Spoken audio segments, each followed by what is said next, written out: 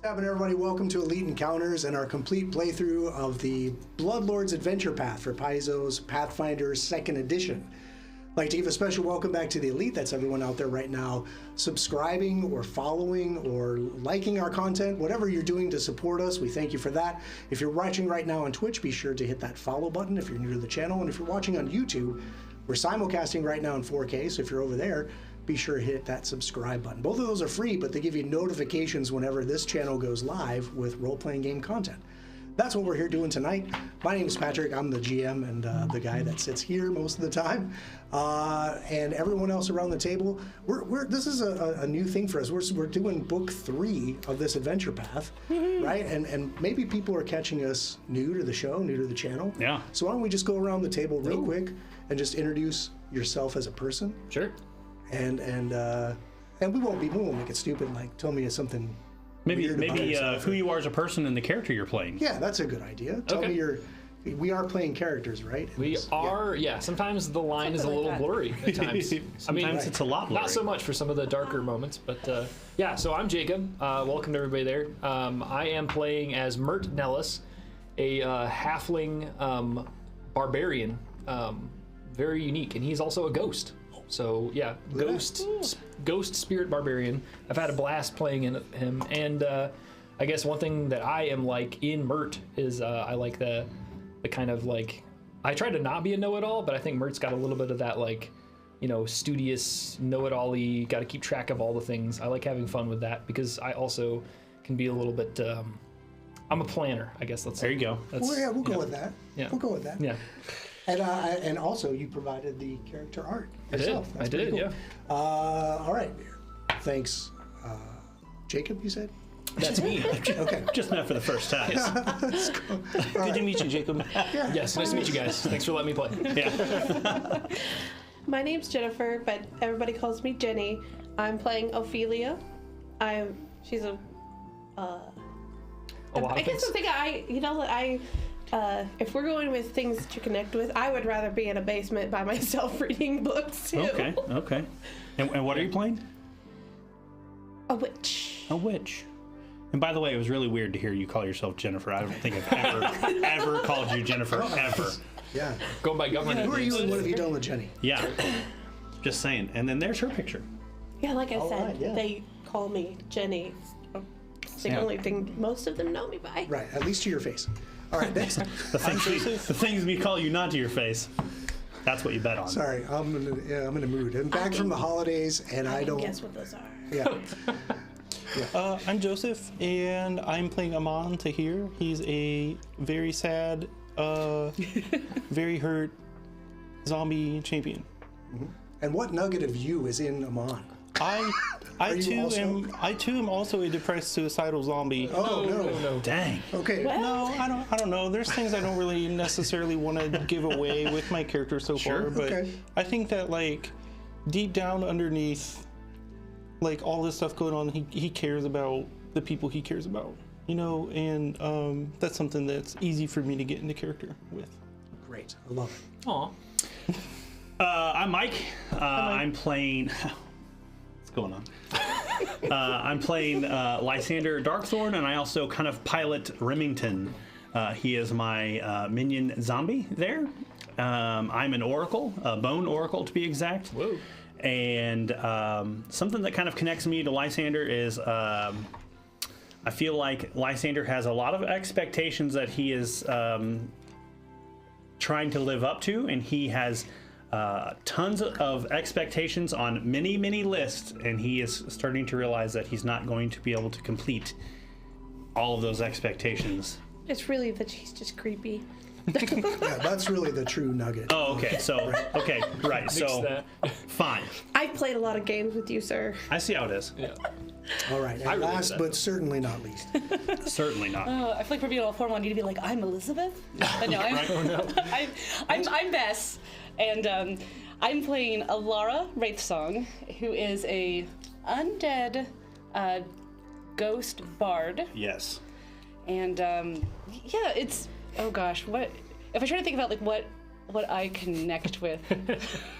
It's been it's an interesting character to play because she's struggling to get some of her memories back from the experience, and is in very much denial of where kind of things are, of what has happened, where she is, and trying to put together all those pieces. And it's interesting for me because I live my life as more like a realist, which is oftentimes very depressing. but so it's been interesting to play someone who's like not accepting of anything that's so it's kind of an opposite for me. Right. But Fun. Cool. Yeah. Whatever we use these role-playing games for, whether it's to explore a nugget of our own personality or to explore something that's completely alien and different from us, that's why they're fun. That's why we play these games. That and to kill you. But I guess I forgot my race, but that's okay. They'll figure it out as we play. They'll figure it out. But to keep me from killing you guys, we do have the skull bone. So I'm going to give everybody their skull bones. The skull bone is a token system we're using here to represent the hero points in Pathfinder 2nd Edition. Hero points at our table are used to re-roll a d20 roll that you don't like as a player, or you can force the GM to re-roll a d20 roll that you don't like against your character, which is kind of a stretch of the hero point rules. Or you can turn in all the hero points / skull bones you've earned up to that point to avoid death, which is probably the number one reason that we have turned in these skull bones. But everybody starts with one, so I'm going to slowly figure out how to pass these out across this massive table. See, dude, we got to get the sushi mode with the little boats going around. Yeah, that or a little potato gun. I know just, like, launch Chevy's it. watching, so Chevy, if you could get us the little sushi boats. Yeah, Yes, just our master fabricator. Of just a the lazy Encounters Network. Susan, something, Yes. right? if you get a little train set to go through. How about zip lines that fly Yeah, across? a drone. Can you Yeah. imagine flying a drone around Yeah. in the studio Let's go here? with no. It'd be all right if it wasn't so loud. It'd be pretty loud. Yeah, on the mics. Probably would destroy half the right? equipment. Oh, dude, yeah.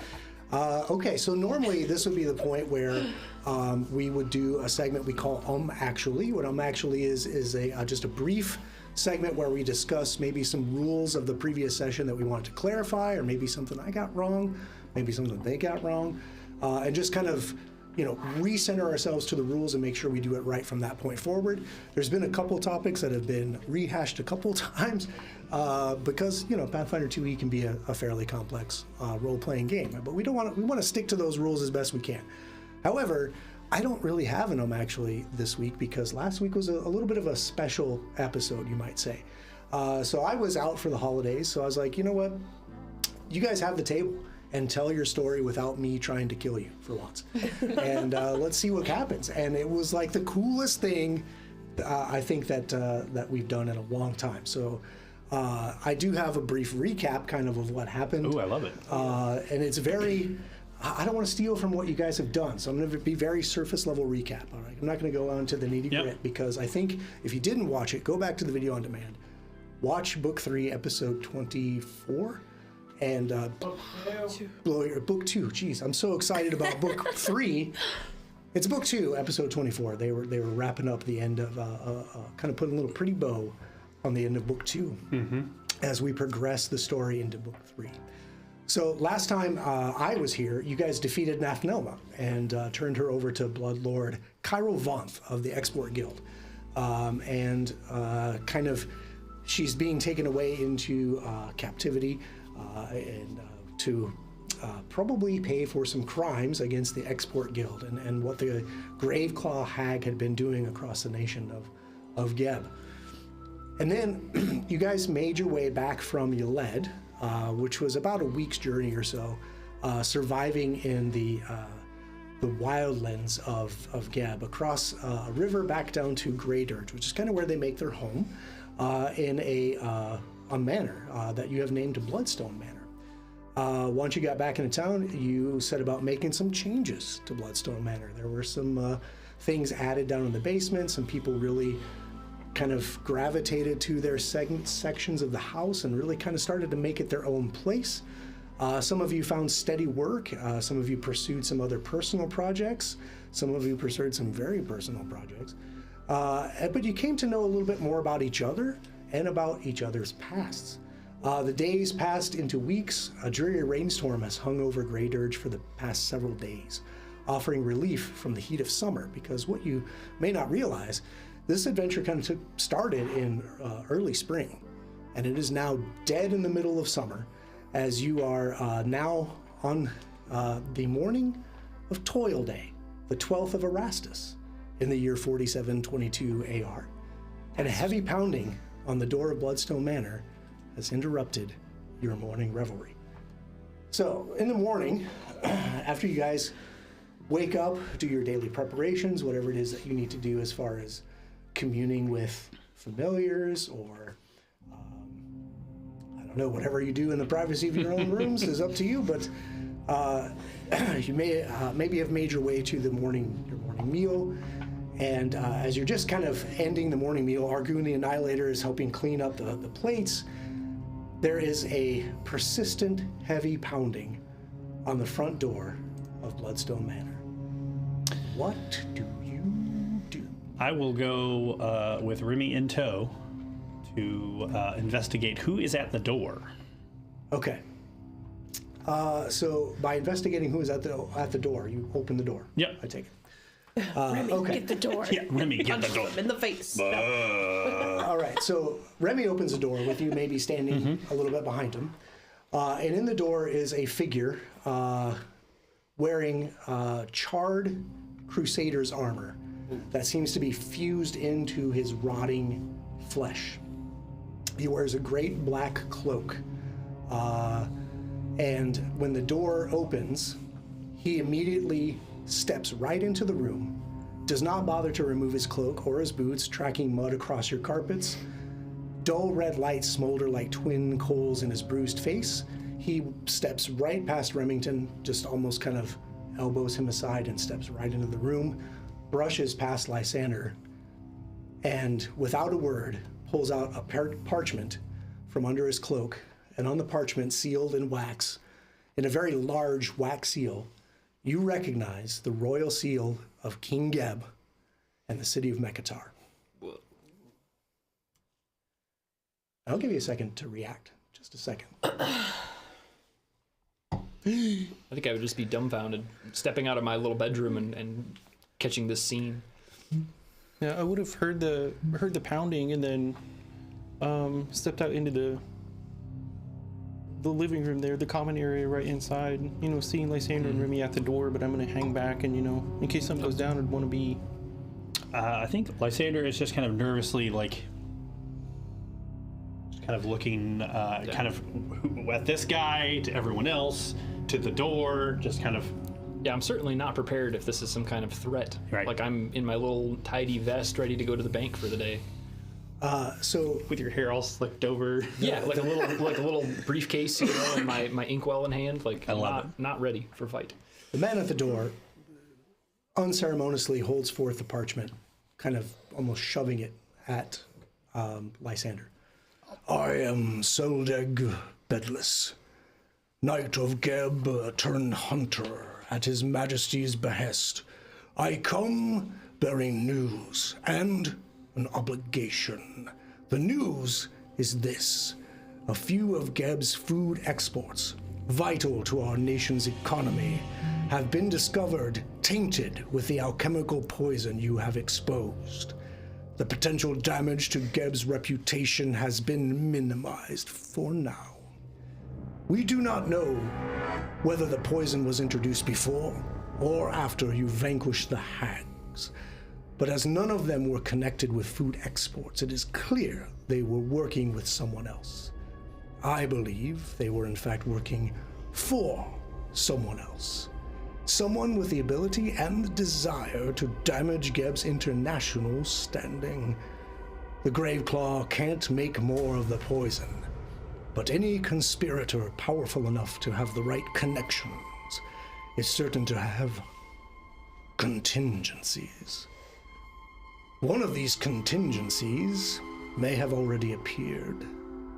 The hag Iron Tavia, whose alchemical expertise in combining tremor paste and brain grit was so vital, has arisen. She now travels south, almost certainly to rendezvous with her mysterious master. She can lead to more information about the poisoning plot. The obligation is this: You have battled the hag before, and triumphed. You are directed to accompany me south, to find and question this Tavia, to discover who awoke her from death, and why. I have horses outside. We ride tomorrow at dawn. And he slams the parchment in your chest and shoulders his cloak and gets ready to turn around and leave. What do you say? I think Lysander takes that parchment to the chest and like that long like exhale as it just kind of slams into him.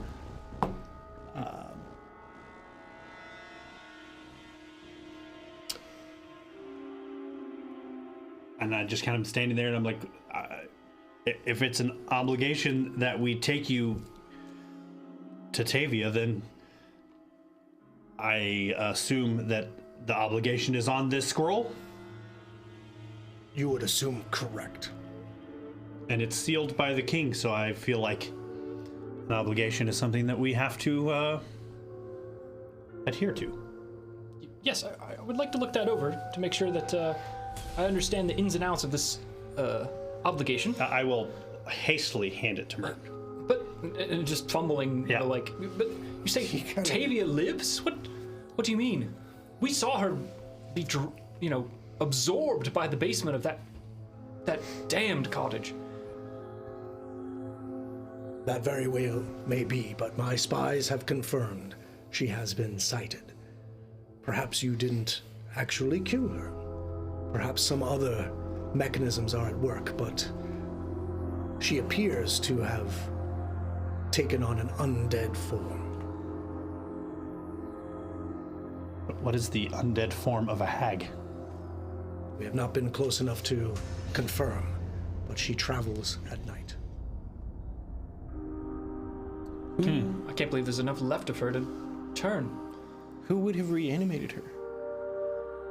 There are many who would vie for power, both within Mekatar and without. And some might benefit from damaging Geb's reputation and economy. I have agents investigating just how widespread this plot is. All we know for certain is the person has the power to raise a dead hag, or to convince someone else to accomplish the feat for them. You say we must go to the south. Where precisely is that? Is that, maybe I'm starting to look through the details and skim this scroll. My agents have confirmed sighting her in the Axon Woods. Her old haunt, then, I suppose. We should go as soon as possible. As I said, we ride at dawn. Which would be tomorrow, not. So we're going to that damned cottage again? I don't know that she's in the cottage. What cottage are you referring to? The place where she died the first time? You said she was in the Axon Woods. I would assume that would be where she was. If she is not there, it is a good place to begin our investigation for certain. Perhaps we can learn something of what or who has conspired with her. Sure. If she is risen, there's a chance that the Fae will not be so kind to us returning. Sure. I have contacts working with the Fae already. Should be of no concern. Well, then we will prepare ourselves for dawn tomorrow, as you mentioned. Maybe some things I need to take care of beforehand.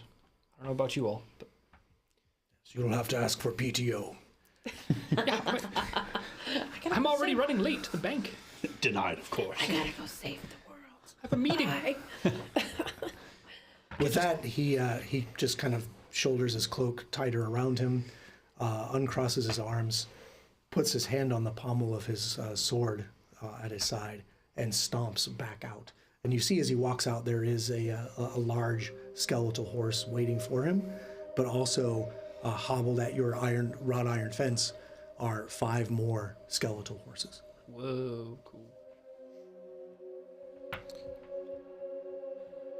Well, the return of the Ghost King means the return of the power to the nation of Geb, and if this is threatening the international standing of this country, something must be done. And I feel that if we are in our burgeoning Bloodlord hood here, if we have tied ourselves to the Export Guild to some capacity, I feel like this is a good task to handle if we are digging into the exports that are, getting out. I'd say it's an honor in of itself to be tasked with such an important errand. I suppose it's because of our personal connections to Tavia. Mm-hmm. But what she's become, I'm concerned. I am as well. Hopefully she's not an Etten Morg hag. Yeah, I don't. Yeah. I'll just go home. When it sounds at this Be a time, lot of fun. Our home. Etten Morg hag. Oh. God. I give up. Just take my character. No. Remy, sit on him. Did you guys read the adventure? Yeah, right. Well, and it sounds at this time we have to question her. So Or he has to question her. So we have to that doesn't deliver mean them to- just going in and taking her out. We know what it was like to try to take Nathnelma Yes. alive. It was no small feat. Very concerning. Tavia was even more dangerous, I think, with her claws than Nathnelma was. I don't know. And I'm not going in that house. And now she's undead. So We don't even know what kind to prepare for. Yeah. she travels at night. So an aversion to sun, perhaps. Or You prying eyes. Are you suggesting vampirism? Well, I mean, I didn't know you could raise a dead living creature as a vampire. If that's the case, that's some extremely powerful magic indeed. She fell and she got sucked in the mud of the cabin. Living creatures Was usually she don't dead? survive being buried. Last I Alive. checked. Yeah. We were also slightly on the shadow plane. Oh, Remember? I do, but you would take special note to that. So that makes sense that if there was some kind of connection there, could certainly suspend what we're used to normally understanding. That little house gnome may have information for us. Ah, yes. Yes, I forgot about that little Domovoy. He was quite the character. We'll have to go check So on we're him. gonna stand outside and yell for him to come out on the porch, right? I don't want any sandwiches, and I'm not going in the basement. That's for sure. Yeah, we barely made it out of that place with our life when that But cursed house attacked us. But Tried we to are swallow better us than all we whole. were.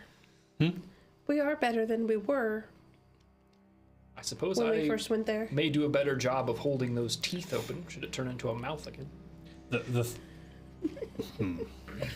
The thing I needed to escape, I am still not good at. Okay, so let's just stay outside and yell for help. You know Say, and what? I'm somehow worse. I think we Amen. I think we all need to have faith that Urgatho will watch over Oh, I us and agree with that protect us. 100%. I'm If willing we've- to investigate. We've come through much worse than cottage at this point, and that's hard to say. That's true. And if we- Nothing that's trying to eat us so and if- vicariously, if we- viciously. if we've been tasked to do this by the king himself, We have I no don't- choice. I don't see what's up for discussion. There is no It's discussion. not. Yeah. And This I is- have preparations to make. Yep. And I'm gonna go check at the smith and make sure that they know how to work this hammer before I leave. Okay, Does so all- we have Amon heading to the blacksmith, where, like you have said, you've helped them set up some device for their smithing, and you've been working on a personal project as well as you've been bringing home some things.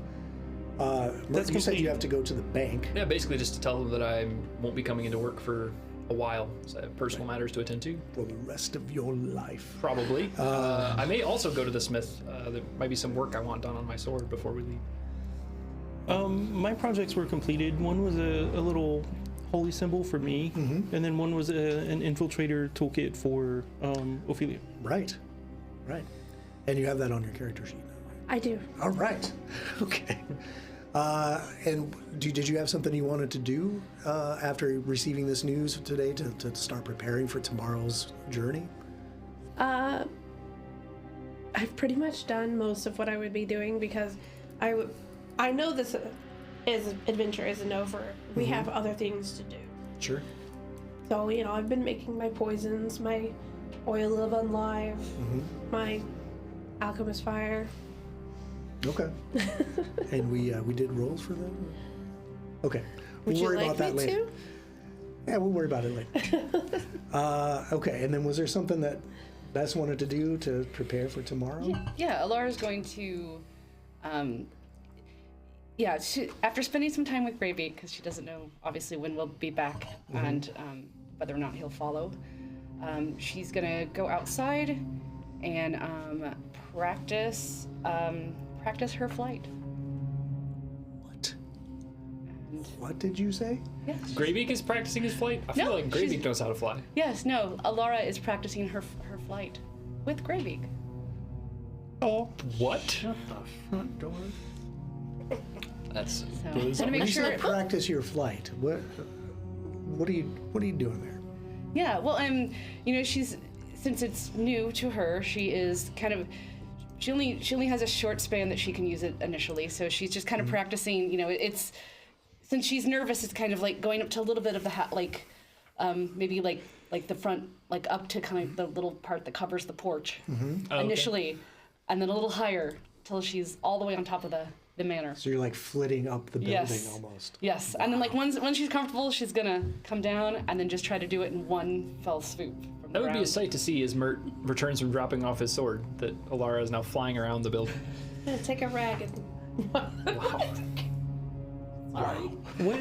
what would Mert think about that? Like, I would be shocked. But, to be fair, we have not shared all of our abilities as ghosts. I'm able to interact with the physical plane, and you haven't been able to. I've been able to open doors and, physically interact, even turn my weapons corporeal enough to do things like tripping and disarming. I've been able to kind of wield that power. I certainly can't fly. But That's so awesome. seeing you develop that is definitely, maybe makes sense almost, that we have these kind of different specialties, despite being the same, both being ghosts. Right. It's very cool as the two of you are taking very different paths as you're continuing this existence, right, beyond your mortal existence. And then finally, Lysander.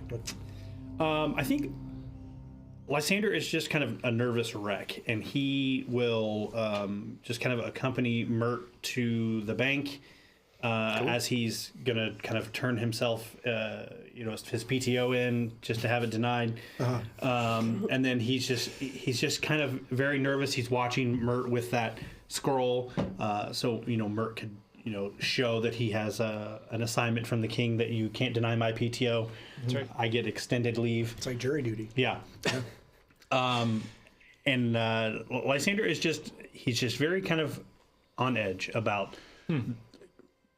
the prospect of returning to Mekatar and doing things for the king, and it just seems like he's just going to occupy himself with something to just get the day over with so we can get on to doing something else. Yeah, this kind of lack of confidence is something we haven't really seen in Yeah. Lysander very much. Right. It's interesting.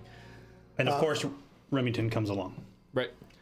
Okay, so as everyone is kind of out and about, or out and above, Up and away. What is the distance to that thing?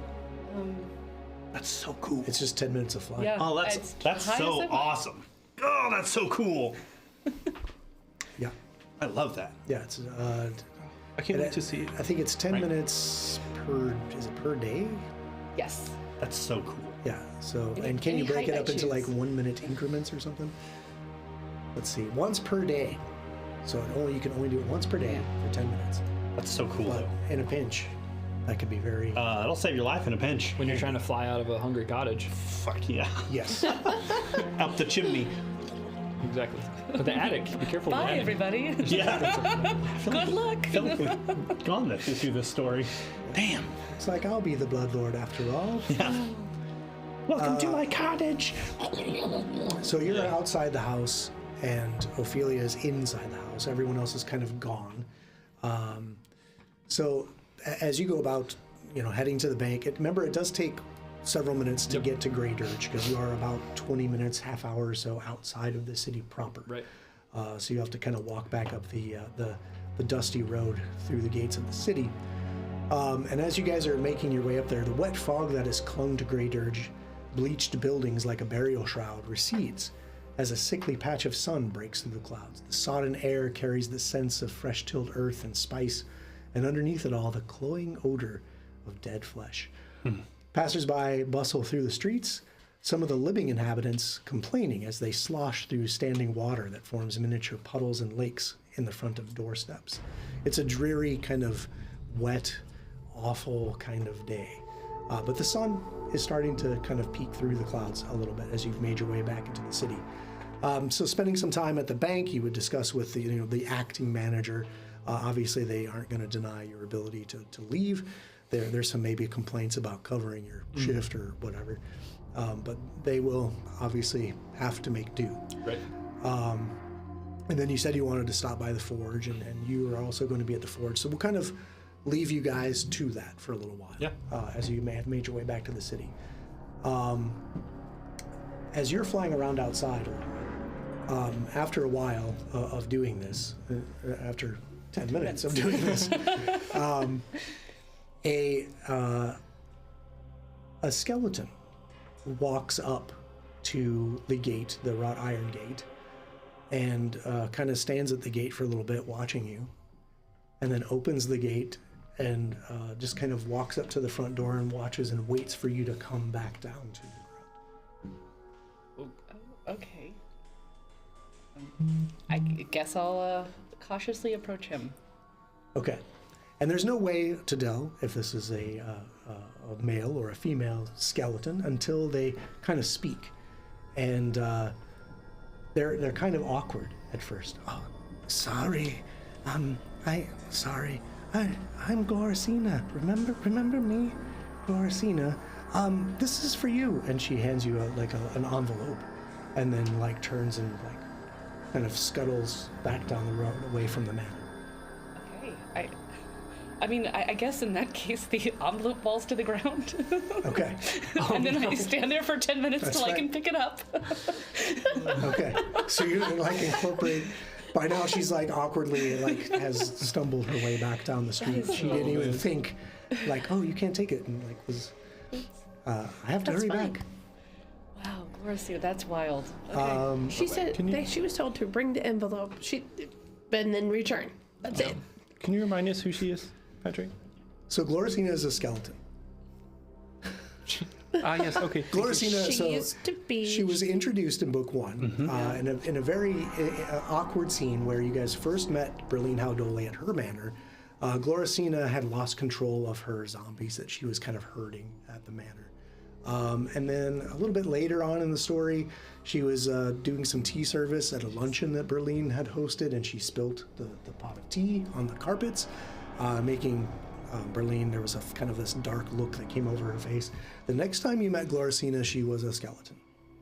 She has not always been a skeleton. She was a living human person the first couple times you saw her, and I guess she had just made one too many mistakes for your benefactor, Berlin Howdole, to put up with. And so she was put to better use as a skeleton. Yeah. Very sad. Speaking of, this letter, once you incorporate it and start reading it, is in fact from Berlin Howdole, and it is an invitation to a dinner that evening at her manor.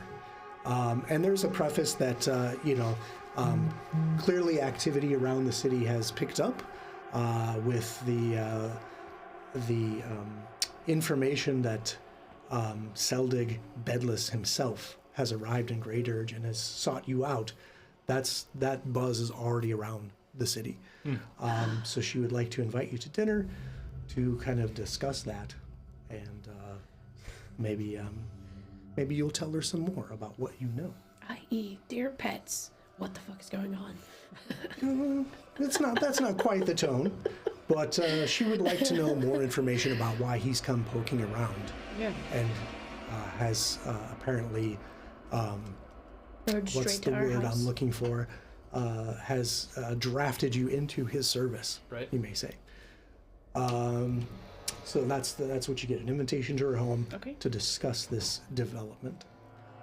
course, the only other person home at that moment is Ophelia, so I guess I'll wait I will share the news, but I will wait for everybody to return, which is hopefully before the dinner. Yeah.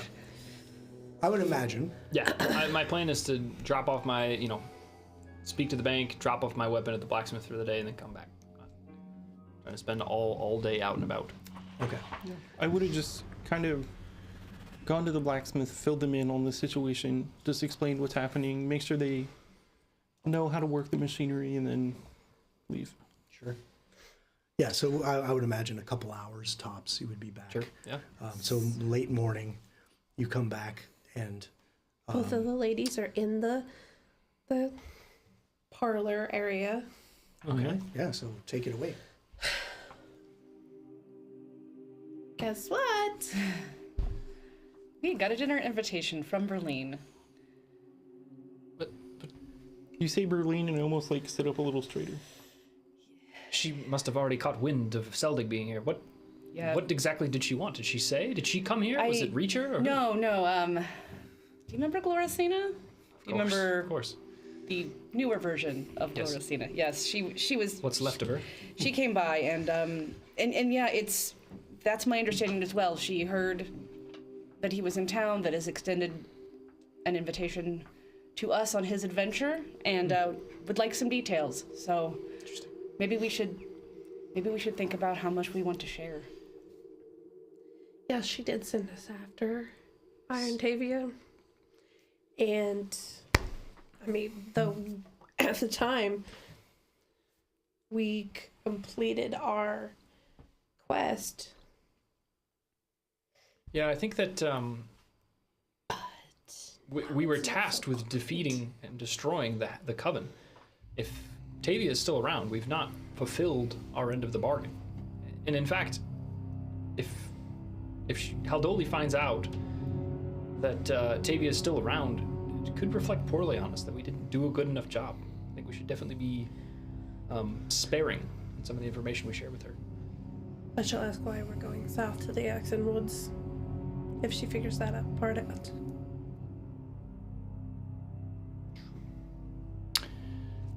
Here's the thing.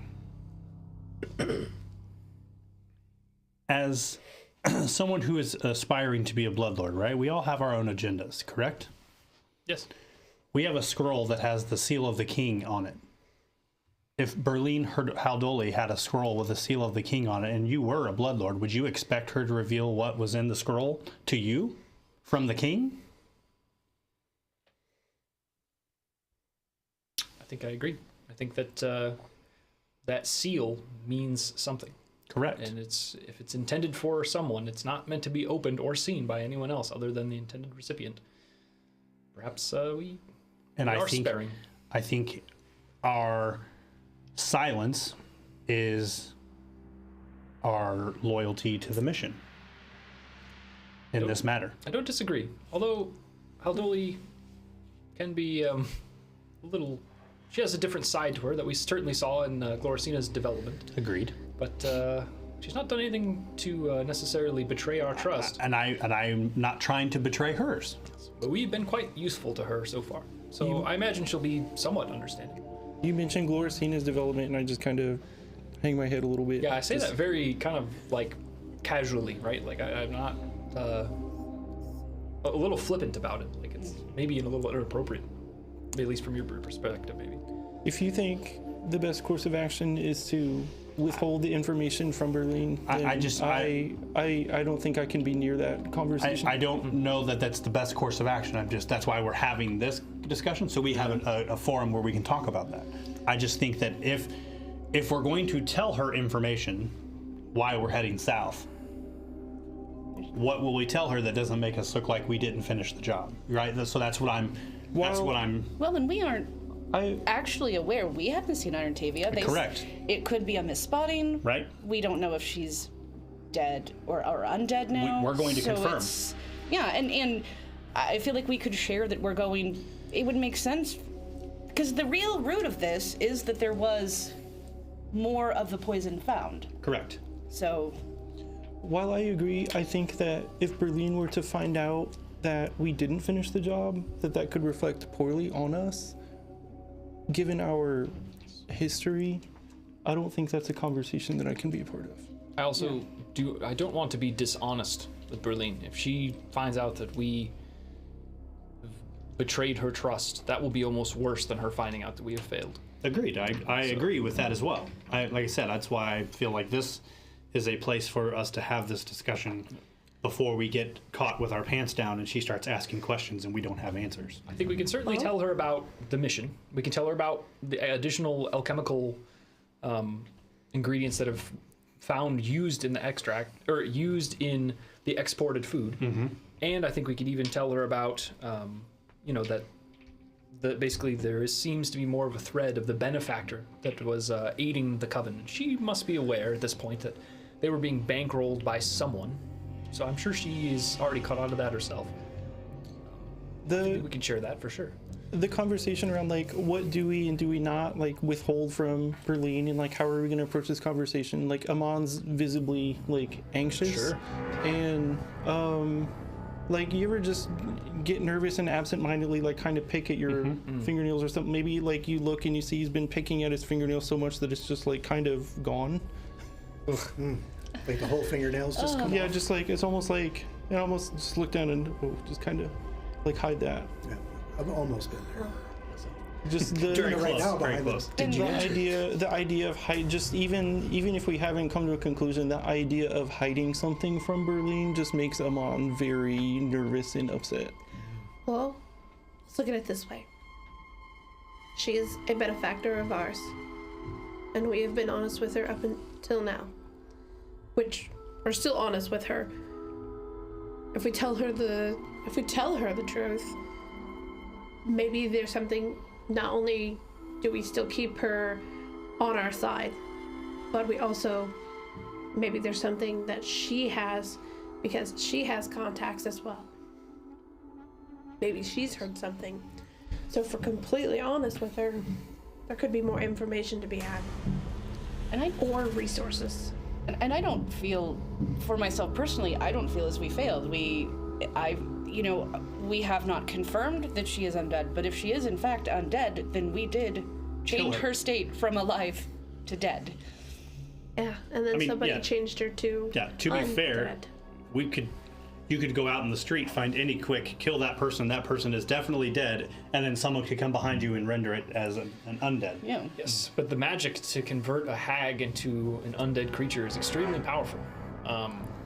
Depends on what kind. And depending on how long she's been dead. So it certainly is concerning. It's a concerning detail that she's been potentially reanimated. However, I agree that I don't think we should lie to her. But if she does ask questions, I think we should probably answer them to the best of our ability. I don't want to, withhold anything important from Haldoli, especially if she's already guessed at it herself. I just think that don't put me in a position where I'll be the one giving information, or I might volunteer information that we don't want to give. I think we answer her questions, but we don't provide any additional information unless she asks for it. And if she's inviting us, maybe we can get her to speak first, because if we have done so much for her, that I think maybe she owes us what she knows first. Perhaps she can tell us a little bit more about Seldig. Not quite familiar. Well, if she asks why he came directly to us, or why we have a sealed scroll from the king, We don't it's like we've taken out 4 hags. And we clearly Our have reputation has probably preceded us. we clearly have the involvement with the poison, and that's what the underlying issue is here. So, And maybe we highlight that as, again, not that we hide the others, but that's our main goal. I don't know. Really, is the poison. I think we'll go in there, and I think we'll just tell her the truth, and we'll just let the chips fall where they may. And if she thinks less of us, then you can't control everyone's opinion of you. And I think if we're playing the long game in Blood Price, then Yes. Although there's only one person. I agree, but I don't think we should just let her read the entire scroll. I don't want to do that either. But I think no. if we just go in there and tell her, I agree. Well, there's a chance Seldig has come to visit her as well. I'm not sure what he's up to in town today before we leave. Maybe he'll Maybe be at making the dinner. preparations of his own. right? we're already the talk of town, so who knows? We are. Yep. Well, Yeah, you might have even seen like sidelong glances from passersby as you guys were making your way through the streets, because word travels fast. It is a relatively small city, after all. You do notice, like, so Amon's been pretty quiet through this whole discussion. And Alara, when you said that you don't see it as we failed because we did what we were tasked to do, we did kill her. Like, you see him visibly, that puts him at ease a bit. Like, still anxious and tense, but then when Lysander talks about, like, telling the truth, he seems a lot more relaxed. So the rest of the day pretty much goes, we can finish out whatever you were planning. I don't know if you had to return to the blacksmith shop, or was this something that would take several days? I could probably go pre-dawn and pick it up. Are they open, or did you pay extra for outside of hours? Undead live or work all the time, right? I mean, That's true. Expedite fee. if it's a zombie forge, Yeah. They have What a was night that shift. one weird dwarf, right, that talked about? Oh yeah, what was the trinkets and available? lawn ornaments and stuff. I have something quickly. While we were at the blacksmith, I think while all three of us were there, you see Lysander's just kind of like eyeballing, looking through things. And Mert, as you're kind of having him talking about your weapon, Lysander will say, how do you tell the difference between a good weapon and like a really good weapon? Like, what's the difference here? You're asking me? Yeah. We're asking the dwarf. I think I would share that, like, it depends on, each weapon is a tool for a specific use. Hope you understand. That's why I carry these different sure. weapons. I have the Caesar and the fisherman's gaff from Sallow Shores, and this big bastard sword. So take this scythe, and he points Yeah. at the wall. Yeah. Like, how can you tell, like, this scythe from this scythe? Oh, so you're asking more about quality. Yeah. I think the best way to know is to feel it. Feel it grasp in your hand and the weightedness of it. That's a good way to know whether or not that weapon is really tuned to you. I think that weapons are unique to the wielder. Clearly, and he'll point at the one scythe that's like 7 feet tall. This will not suit me. I need weapons that suit someone of my stature and the weightedness of them to match the heft of my arm. Also, I think materials do make a difference, and he'll kind of show the best he can, with them being ethereal, but like show you the shoddy iron hook attached to this fisherman's gaff. Be like, this is fairly crude material that was used in Sallow Shores, and then he'll show you his bastard sword, which is made of cold iron, and show see this dark bluing, this edge to it. Like, you can tell that this has been heated, or I guess cold iron doesn't have to be heated very hot, but you can tell that like this low forging temperature has created this kind of pattern in the material that makes it unique and fine. And I kind of point out, like, you can tell that there isn't any irregularities down the face of this like 4.5 foot blade.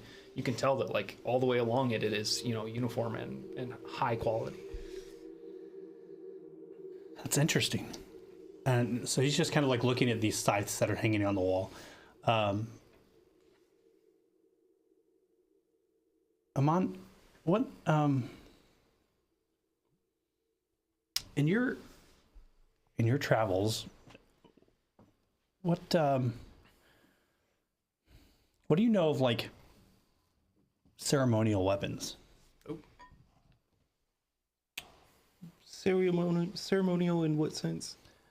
I mean, I'm not going to use it to hack people down, but it's kind of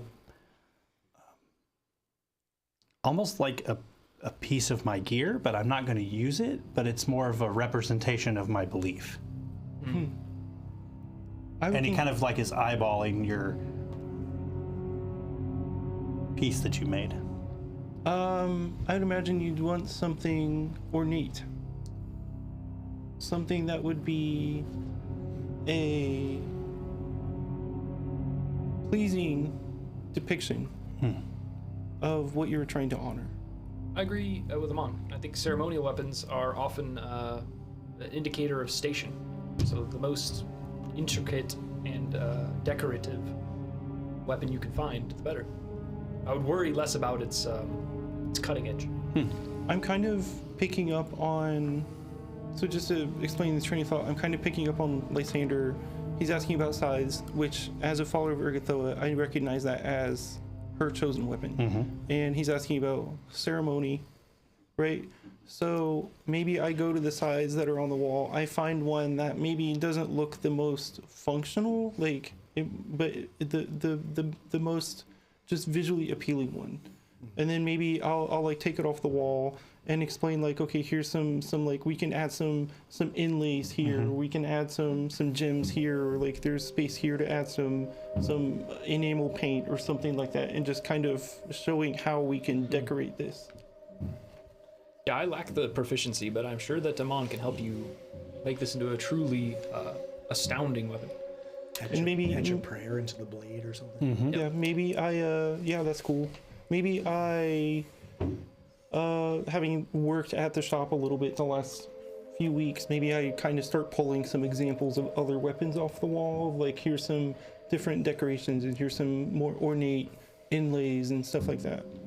I would like to, if you would allow, Patrick, to make a request. Okay.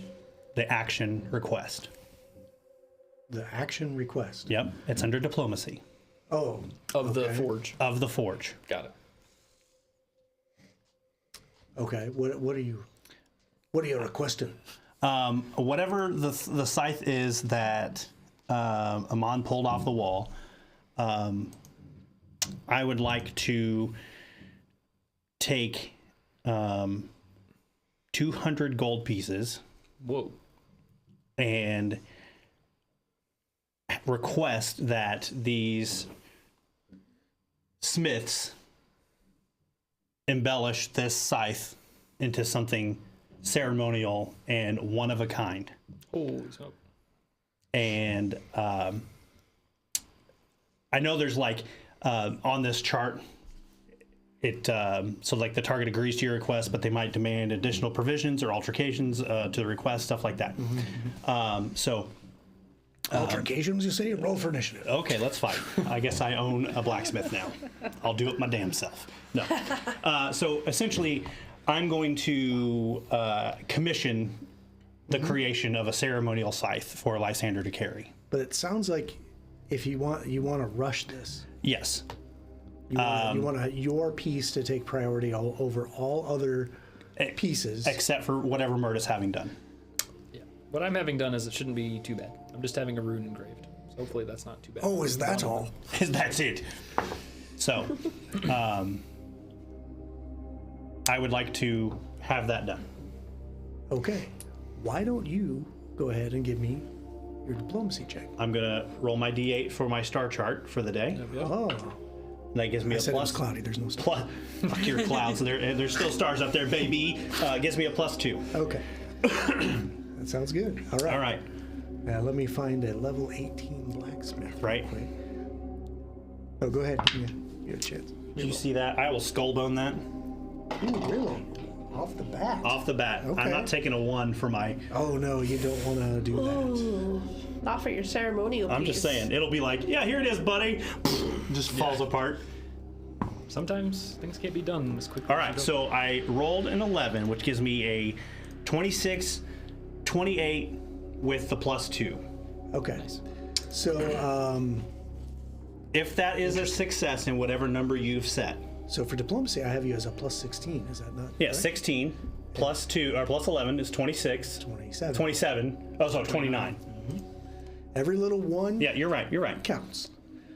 If that is a success on whatever number you set, Sure. I need to know that. Okay, let me just pull up.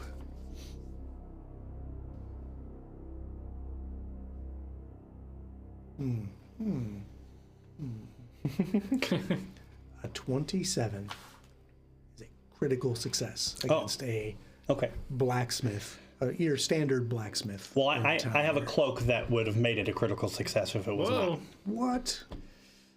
Okay. It's right there. Cloak of Respute. Okay. That's cool.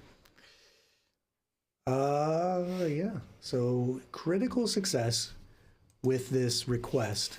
So when you hand them this amount of gold, this is a large amount of money for what you are requesting. They're, he starts waving over some of the other apprentices that are in the smith. There's probably not a lot of people working here, maybe 2 or 3 smiths. But he immediately starts telling them, like, you need to drop what you're doing, and this is going to take priority. I need you to go to the temple, find a prayer to Urgathoa. Is there a specific they ask you for all the specifics, and they basically, like, write down your order, and I mean, they would go above and beyond with the customer service, and we do accept tips. Yep. And then he, like, shoves a little jar, like, on the counter forward. No, that's great. So they will prioritize your scythe, and they think if they work at it, they can have it ready in the morning. Perfect. It's just some engraving of like some etching of a prayer and maybe some embellishments on the handle or something. Yeah. So the blade talks about the harvest, and the handle talks about. The blade talks about the reaping, and the handle talks about the harvest. Okay. So you have like the plants, and then the harvest and the reaping, and it's a prayer that is kind of ceremonial with the reaping of your life into the afterlife. Sure. Okay. Yeah. Seeing this exchange, and recognizing what's taking place and the importance of this to you, with that sum of money, I'll look at you and say, Lysander, I'll make sure this is done in a way that honors both you and Urgathoa. And I'll hang back at the smith for the evening to kind of help oversee the project. So I appreciate that. Not going to. Well, you guys, I guess, don't know.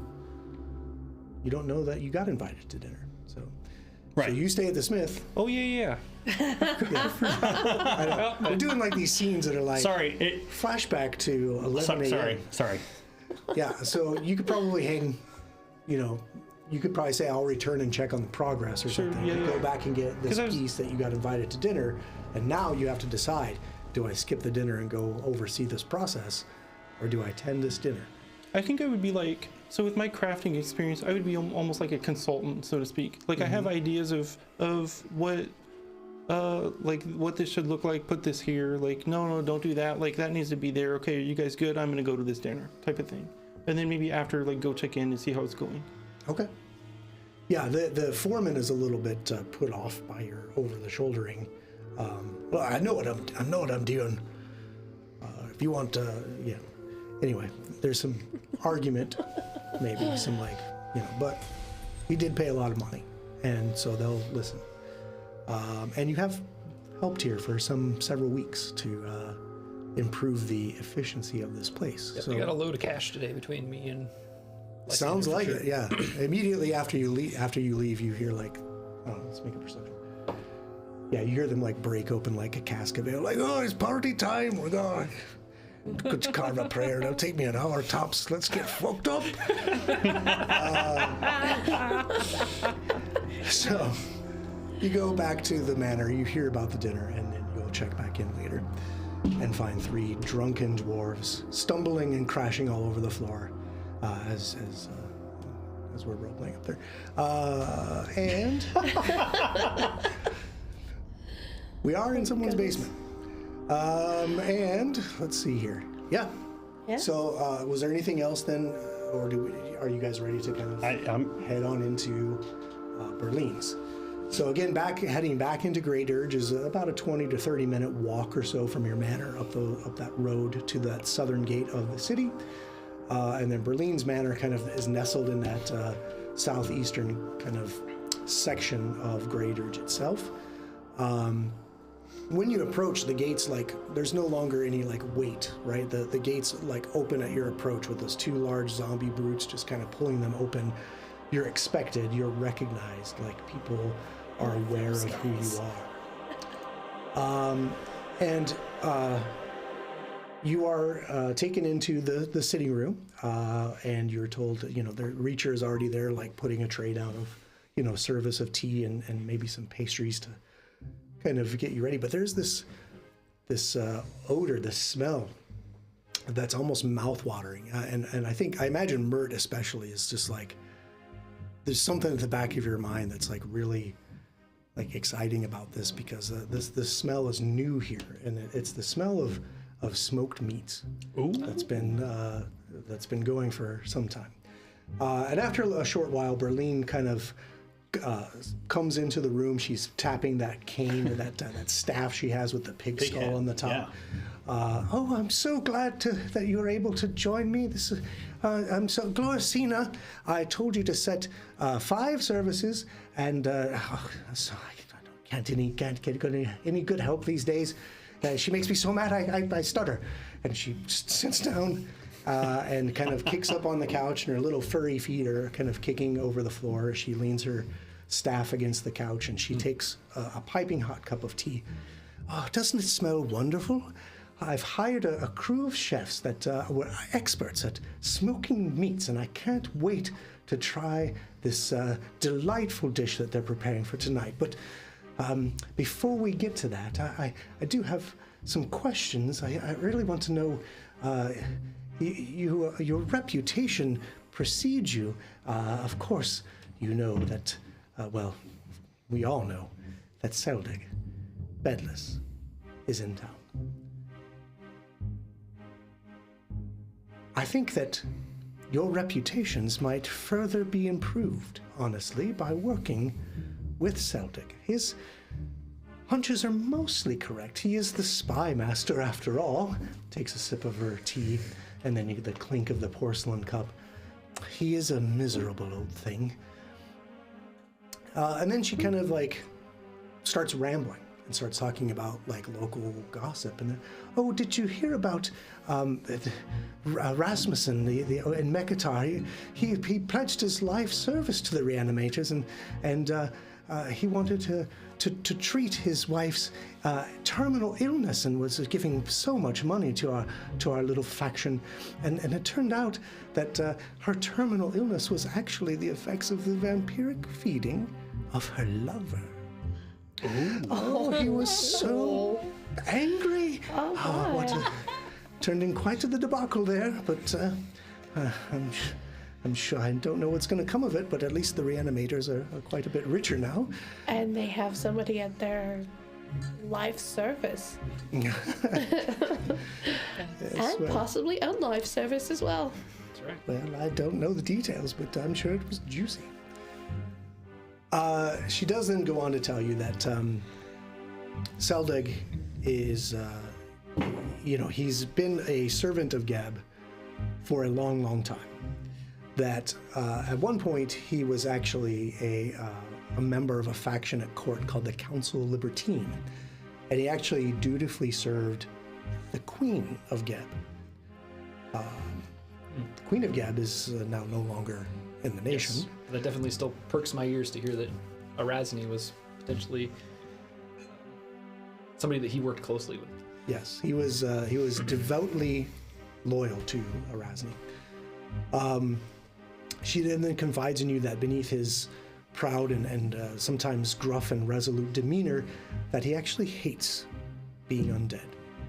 And he hates his own transformation most of all. He is a grave knight, you see, and he is nearly impossible to destroy. He is forever trapped in his immortal state, and I think that makes him just a bit of a... he's just rude, if you ask me. Takes another sip of her tea. I do believe that the dinner is almost ready. Would you join me in the dining room, please? And you'll have to tell me what you'll be doing for the spy master. She taps into the dining room and motions for you all to follow her. Mm-hmm. I just want to say that, like, during this conversation, I'm just sitting, like, maybe a little extra upright and just kind of keeping my gaze. Almost kind of when Remy goes inanimate, you know what I mean? Yep. It's like, but I'm being very well behaved. Wow. Yes. I think everybody would notice that Berlin almost kind of gives an approving smile at you as she walks back into the dining room. So, tell me a bit about your upcoming duties with the Spy Master, won't you? And then immediately they're like Reacher, Gloricina, they're bringing out plates of mouth-watering smoked meats that have kind of been rubbed in these exotic spices. Like, remember, Geb is like kind of Eastern Africa, right? Like almost a very Egyptian flavored, but also a little bit more of that like Ethiopian flavor to it. So there's these exotic spices that are kind of filling the air along with this mouth-watering smoked meat. And there's probably some steamed root vegetables and some couscous or something to go along with. Well, I don't know, like, this is a Joseph question. Can undead eat just like regular food? Like, is it one of those things where they can, it just doesn't satisfy their hunger?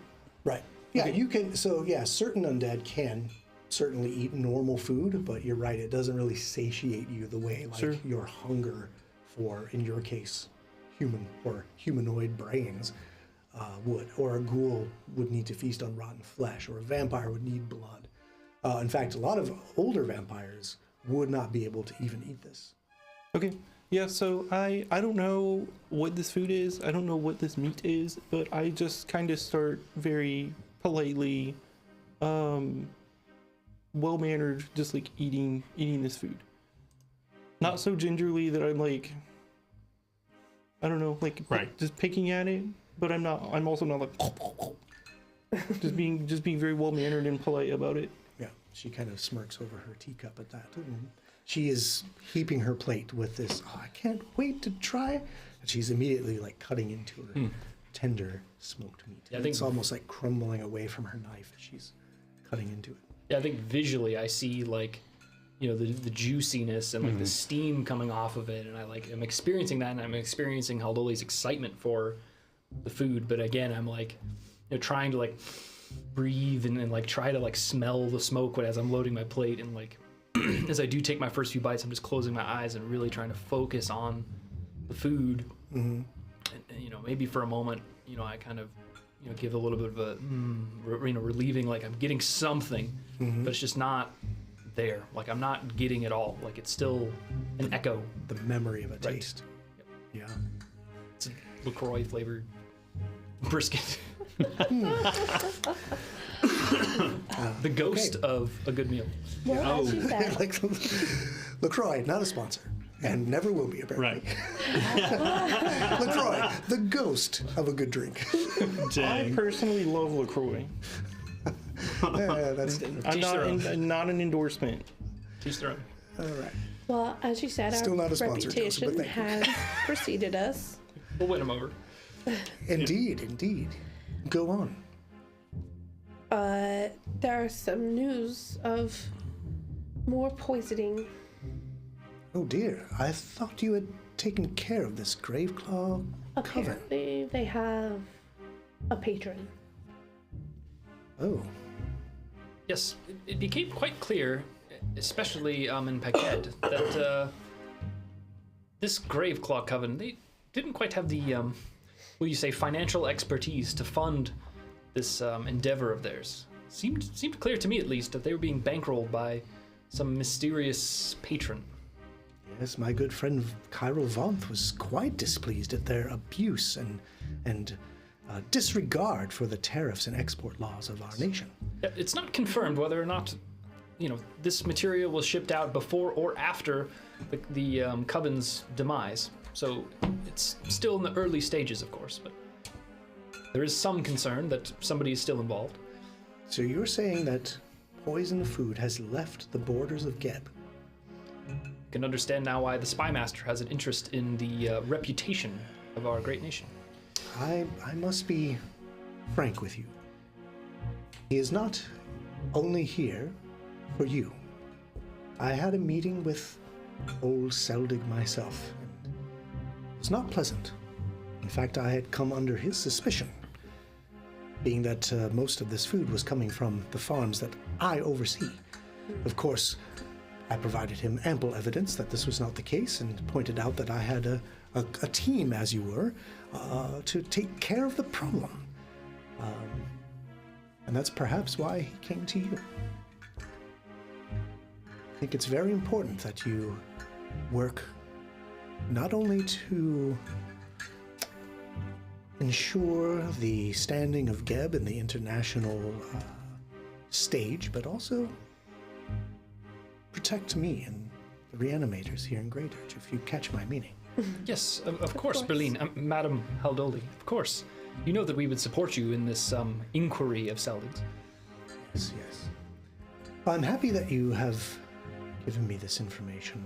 I have, as you know, several friends here in Greaterge myself, and I've met with a few, and well, in speaking with Ortegar Stitchskull at the Empty Threshold, he's unable to attend the party this evening. Apparently there's some private ritual he has to attend tonight at the temple.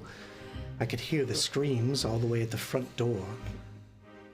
Ortegar has a network of informants that have supplied him with some information that I think might help.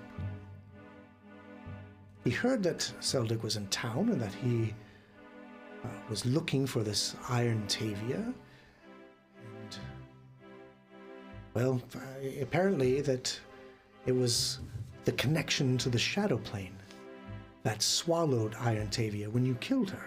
You mentioned she was like sucked into the earth at her death. It really wasn't the earth that swallowed her, it was another plane.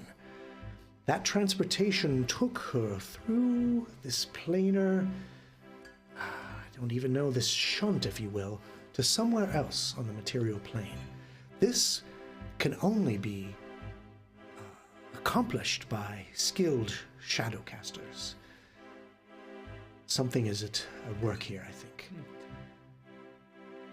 These same shadows must have recently returned her to the place of her death. Contacts have actually glimpsed her near her cottage in the Axon Wood, right? Not even a fortnight ago.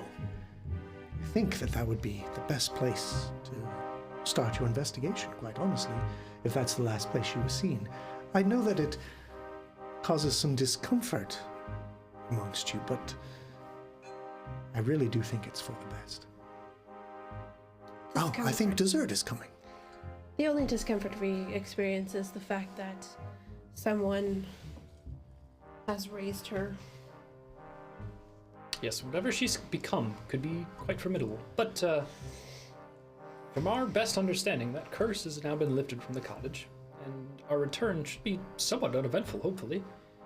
Also, Ophelia, certainly with your ties to the Shadow Plane, you may be able to investigate what truly took place here. Perhaps give us a lead as to where she was shunted to. Is that what you said, Billy? Yes, I think that's the best word for it, honestly. When you're taken from one plane through another plane to somewhere else back on the same original plane, it's like a burrow through matter or the planes, like a worm in a hole. Oh, from one place to another. I can't quite put my finger on what to call it, but I'm going to call it a mouse burrow, and I'm still working on it. Good. This is Name to be quite determined. appetizing table discussion. Oh, I'm sorry. Trust me, none of the meats here are either mice or worms, I assure you. That's reassuring. What is it, by the way? Oh, well, I can't tell you my secrets. The chefs would kill me, and then I would have to kill them and reanimate them. And then you can eat like this all I the time. I definitely put my dinnerware down when she cannot confirm what we're eating. Well, I know what it is. It's quite safe. You mentioned killing and reanimating them, and I almost paused for a second and then just continue politely eating. One eyebrow kind of raises. Yeah. I'm eating until I'm over full. Well, As would be expected. I hope you saved room for dessert, and if you don't, well, too bad. It's Always. coming.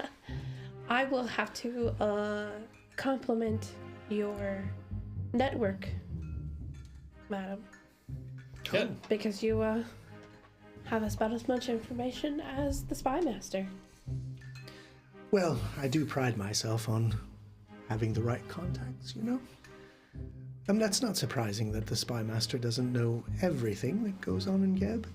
He's quite focused more on courtly matters, but this is definitely spread to a matter of international import. So, of course, the king and his court is now involved. I had hoped to keep it from this level of scrutiny, but alas, things have kind of gone beyond the scope of what I had originally foreseen.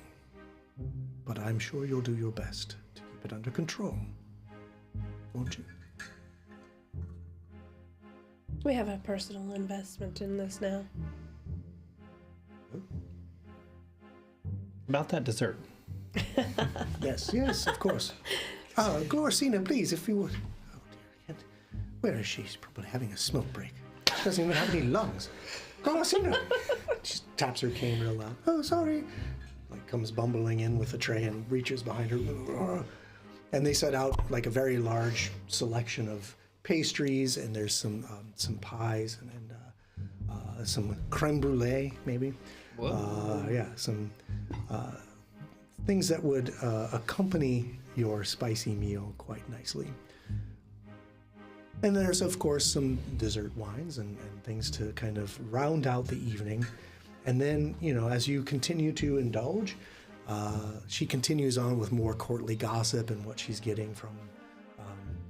But she does say that the information you've shared, of course, will be quite well appreciated by both myself and other members of the Reanimators Guild, if you will. Anyway, I'm quite busy, so Glorcina, if you can get to cleaning this up any time now, I must go back to my studies. She's cleaning up. I might grab a couple harder pastries to stuff into a bag to take with us on the road. Very good, very good. Please take all you like.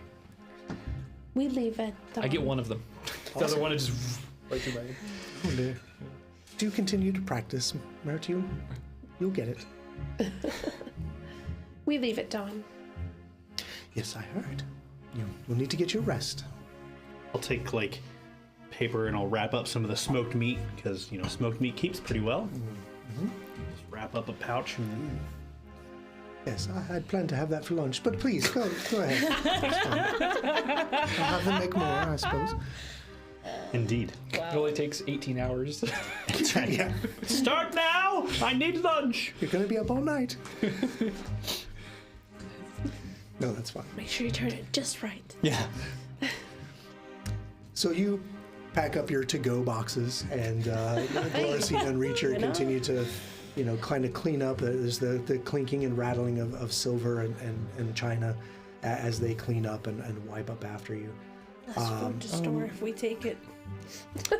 And then you're kind of escorted to the door, and the gates are already waiting open for you with the two massive zombie brutes just kind of holding the gates open, waiting for you.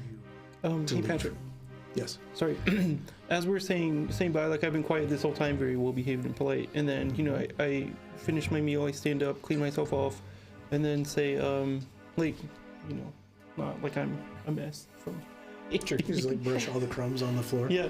So, and I'll turn to Berlin and say we remain committed to serving you and the betterment of the nation of Geb. And me with my silver holy symbol Durgatho prominently displayed, and then I'll just do a bow. Oh. And continue with the rest of the party. Yes, I have full faith in you, Amon.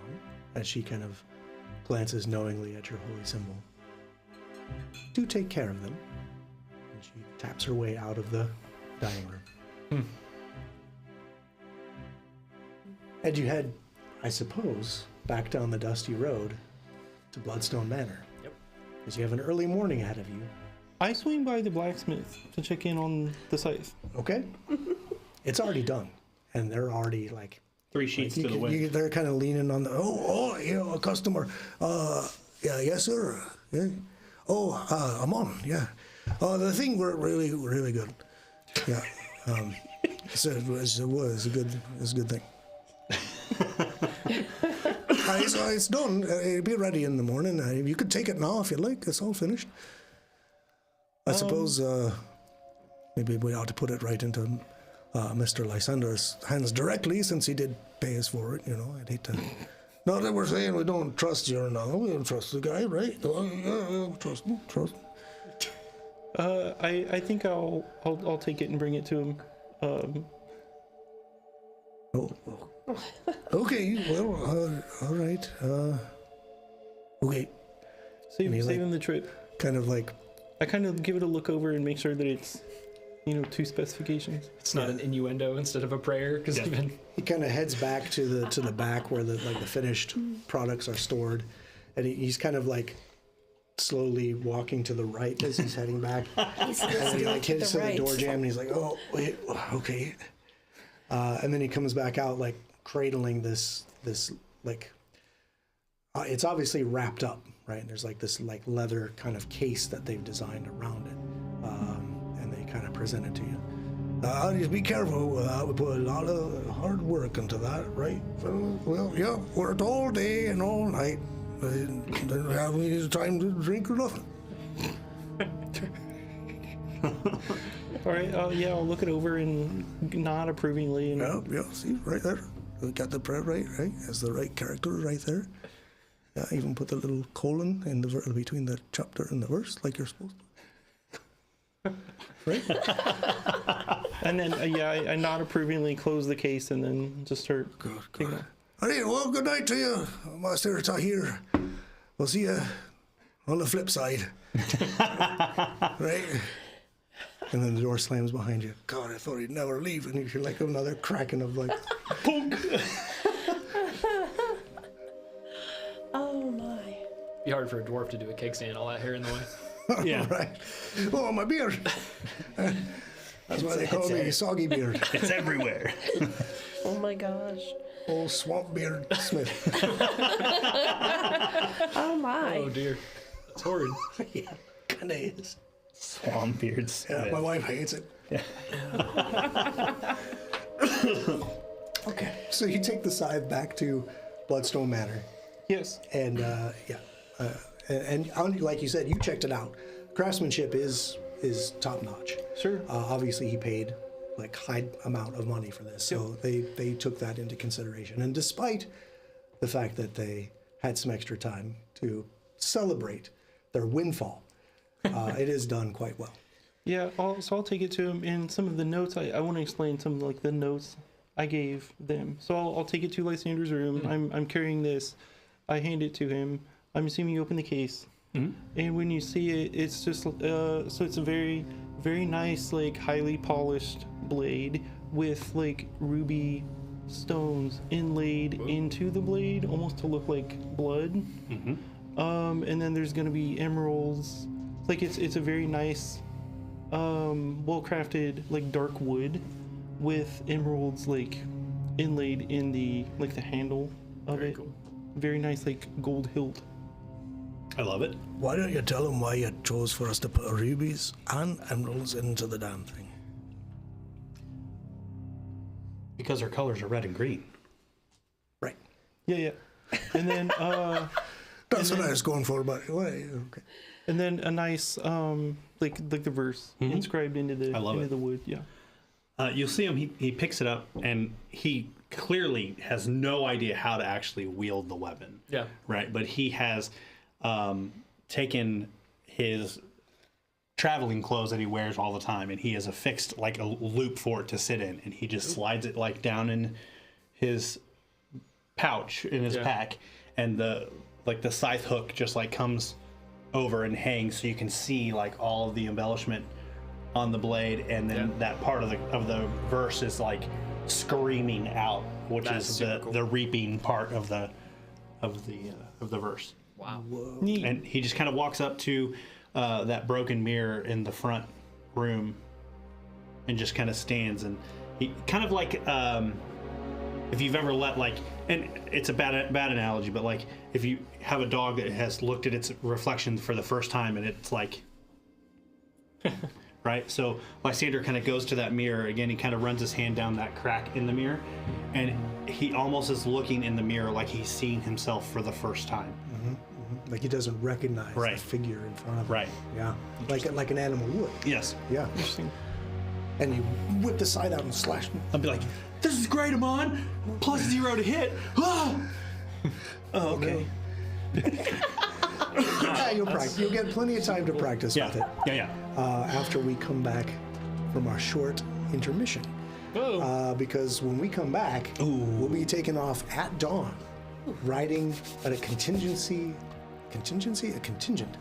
of skeletal horses towards the Axon Wood Love it. and towards your inevitable doom. Boom, boom, boom. At the Hungry Cottage. We're not going in. No. Speaking of doom, before we go, I'm going to step away for just a short minute, and as I step away, some of the cast will hang out with you guys, so don't go anywhere. We're going to continue to interact with you and hang out with you. If you're just now catching us, be sure to hit the follow button or the subscribe button, whether you're on Twitch or YouTube.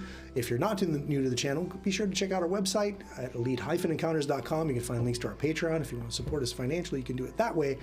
Or if you want to interact with us live in the show, there's a couple ways you can do that, because they're going to need it after the break, because you can donate 4,000 channel points to the channel as you've been watching us and engaging in the story with us.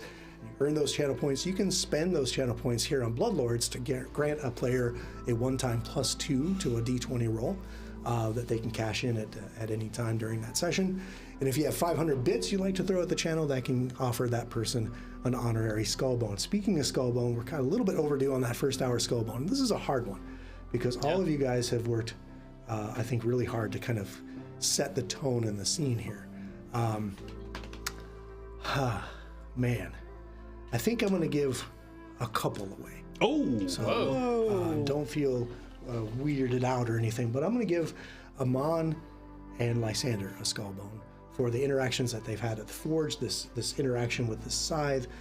The discussions everybody had about Berlin and everything were all great. But I'm going to give it this time to these guys. I'm kind of worried that you're giving out more than one. Yeah. I'm not gonna lie. Thank you, Patrick. Yeah, appreciate it. I mean, it's hard to decide. Like, that's why I hate the hourly Skullbone thing, because I got to like, who do I like the best right now? And give it to, I don't want to. I'm not doing it for that. Remind me to slip you a $5 before sessions. So. Okay, all right, I'll take that. The GM can be bribed. That's right. That's right. Yeah, paints, miniatures, whatever. Although I did get a nice dice set before the session started. So. I know. Dude, I wanted to talk about it last week so bad, but I knew that without you being here, that I didn't want to spoil the surprise. Oh, well, I certainly appreciate that. That's very kind of you. But we'll see how those dice. I might have to break them out here if my dice aren't rolling well against you guys. All right. I mean, who's to say? This just may be a whole just slow journey through the Axon Woods as you try to find and track down Iron Tavian. And maybe sunshine and rainbows, right? Yeah, more brownies. Happen, You might not eat dice at all. But I'm going to step away from the table for just a little bit, and we're going to take a quick break. So if you need to hit the restroom, grab something to drink, grab something to eat, come back and join us. I'm going to be filtering back as some of the cast will continue to kind of go take their break, and then we're going to be right back at the table, right into the thick of things as we head out at dawn on Wheel Day, right? Which is, let's see, Yes, sir. today was Toil Day, tomorrow morning's Wheel Day. And in the dead of summer, moving into the Axon Woods in search of Iron Tavia Reborn. That's why we were all in the basement, because it was cool down there. Yeah. Yeah, I don't blame you. I mean, it is like sweltering hot in northern Africa this time of year. So I think I looked up average temperatures in Egypt, and they're very high 90s or low to mid 100s. That's crazy. Yeah, that's definitely why we were in the basement. Yeah, so it's definitely hot, and with all the rain that's been going on, it's muggy as well. The ghost sweat. That's what I really need to know. If your ghost wants to sweat, you can. Now, did you take the feat Sweaty Ghost? I did not. Okay, well, Darn. maybe That's at 10th probably got a level. regional requirement. So 10th level will take Sweaty Ghost, and you can sweat all you want. Well, All right, sounds you're from Gab, so you should have the requirements for Sweaty Ghost Sweaty if you Ghost? so wish. Sweaty ghost. Sweaty ghost. Sweaty ghost. I'm a sweaty My halfling. goodness. All right. So I don't really like the fact that I was correct in the fact that we were tied to the shadow plane, and that something may have Yeah. turned into the shadow plane. that makes sense I really for- don't like that. That makes sense for Ophelia, right? Like you Yeah. would It know, does. Yeah. like almost, within yourself, you would know that this tie to the shadow plane that existed at her cottage could potentially, translate somebody out of that cottage to somewhere else. Similarly to how that skull fairy, was transported to our basement, where you've now set up your alchemical workshop. Yeah. What undead are there that are shadow plane themed? That's a good question. And do you have to be undead to be tied to Right. Shadowplane? Because there are a lot, like fetchlings are a great example, right? They are, tied to the Shadowplane. Like their ancestry has this kind of these dark beings kind of woven into their ancestry, and See, maybe that's why she's traveling at night.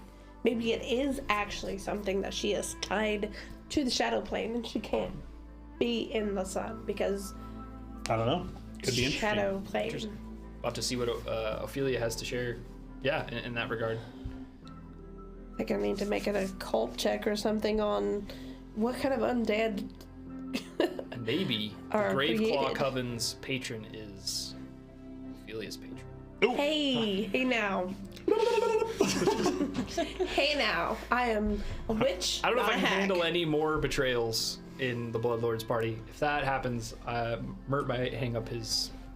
Go back to the blast. bank. Hey, Yeah, Put the vest back on. that's right. it's not going to be just a betrayal to you. It's going to be a betrayal to me. I'm gonna be like, what? Who did what? Where? Surprise betrayal.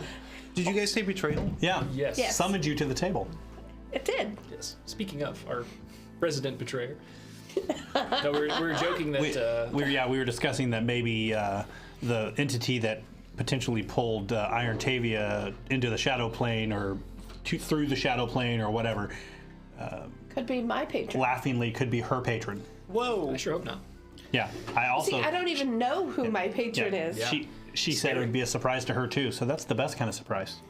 That's that's kind of a cool concept that I'm interested in. Like you mentioning that, like I don't know who it is. Like there's this unknown being that is empowering you with your spells, and at the same time, like Giving me stuff, it's- asking for stuff. it's probably not a one-way street. It's And I probably say- something it wants from you in exchange, And which is it's scary. It's fun because.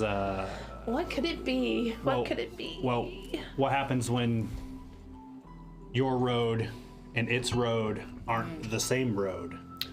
Right. I right? don't think we've seen anything from Ophelia where she's had any kind of contact with her patron that's Right. like been like, Or conflict of yeah, any kind. you need to do this, or like Yeah. it's been pretty much just you get your spells and don't ask questions kind of situation. Well, you But guys- we don't know. We haven't sat with you as much when you've communed every day, so Correct.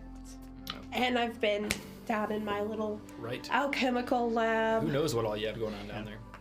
It's slightly connected to the shadow plane as well. No, see, secretly what it was is she went around the cabin or the Bloodstone Manor and swept up all of our dead skin cells, and now we're got some kind of effigies down in the basement. She did get that scroll of replicate Yep.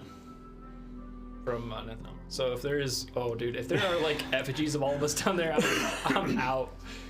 You guys are creepy, but that's next level like creepy. shadow He did effigy, let me clean the Yeah. manor. shadow effigies in the basement. I've been hearing some creepy shit while I was I away. hate that. You guys did let me clean the manor, and I did have access to all of your rooms at some point while you were All your at the hairbrushes. bank, I hate it. I the hate it. lab, No, thank you. Yeah. or the forge. Mert may go sleep in the basement of the bank with the shadow vultures or something. Yeah, right. They might be better company. Might be safer there. Yeah. 100%. Just a little taste. Wow. Okay. I hate that. But I mean, what an interesting point to bring up is that your particular conduit, like whatever patron is granting you these powers, you're not entirely sure who or what that is. I think we know, like, maybe a little bit of that story. Maybe more of that will come out about when you first experienced that contact with that thing that grants you your powers. But as far as putting a name or face to it, you really can't at this point. That's part of the reason I go to bed at midnight, is because it's the witching hour. Yeah. Maybe that was when you were first contacted. Say- and now you try It to is. sleep through it. Yeah, so- what if that's when she's the closest to the patron, right? And so, and in her reverence to said patron, she makes herself at her weakest at the time that she is the closest to the patron. Oh man, that's Hey, so Patrick. good. I like that. Did you see someone says that you have effigies in the bathroom made out of our hair, and it's why we roll so poorly when you win. Okay, who is that, and why are they giving away my secrets? Right? Right? That my secret gosh. Patreon goal. Like, no Patrick's occult secrets. $20 tier. $20 tier. You too can stab the pin through the effigy. Yeah, of our hair. Yeah. All the hair dolls. Speaking of viewers, not to pivot too much, but I'm just kind of curious, like where people are watching us from. Oh yeah, it's a good 'Cause question. At the beginning of the show, we had someone from Arizona, right? Nice. I know a couple Indiana. weeks ago we Someone had here- somebody from France, right? Right. That's amazing. Yeah, I'm just kind of curious, like where people are joining us from. Yeah, I recognize a couple of the names, so I know some of them are local to the kind of the. Yep, there's the Indiana Arizona. area. Wow, Thank you. very cool. Thanks for joining in. We had quite a Absolutely. few watchers on YouTube today as well, so thank you guys on YouTube for watching. Oh, Good to see you guys absolutely. out there. Yeah. I know for YouTube we're not really over on that chat. We have a couple eyes on that chat if you are kind of chatting in there, but if you aren't catching like kind of more instant interaction that way, be sure to hit our Discord where we are in there pretty actively all the time. Some of us more than others for sure, but you'll be able to what is it? Pick our brains or tug our ears or whatever the sayings are. If you have questions about the campaign, if you want to talk about like characters, you can always join the discussions there on the Discord. And at certain tiers of Patreon, there is an exclusive Discord channel that is only for Patreon subscribers. That Absolutely. get a little bit more priority chit-chats. That's right. But, Yeah, and Bank speaking Queen of says upstairs. speaking of the Patreon, it's 4 tiers and 3 of which do give physical rewards. Now you won't get any voodoo dolls that from Patrick's collection, Hair, but hair effigies. some really look, cool stuff. if anybody has a hair voodoo doll made, it's me. That would explain all this back here when you get the back cam. But Oh boy. I could technically make a is voodoo gonna doll. hurt I you don't know more than what it's it gonna would hurt do. As a witch? I have Well, in the, real life, Oh. because I can sew. That's okay. I have the YouTube stream open. So if anyone's watching on YouTube, pop in pop in the chat like where you're watching us from, because I Yeah, think that's I'd love really to see that. interesting. yeah, we'd love to know if you're Yeah. out there and continue to grow this community. And one thing I will say while we're on break is if you're enjoying the show, if you're having fun with us, tell your friends, tell the people in your game group, tell other people in this really cool subculture we find ourselves a part of, right? This game culture. Or if you have friends that aren't into gaming and they want to know more about it and like know why you like it, this could be a good way to show them like how the game is played. Like we're not just a bunch of nerds sitting in a basement with wizard hats on rolling dice.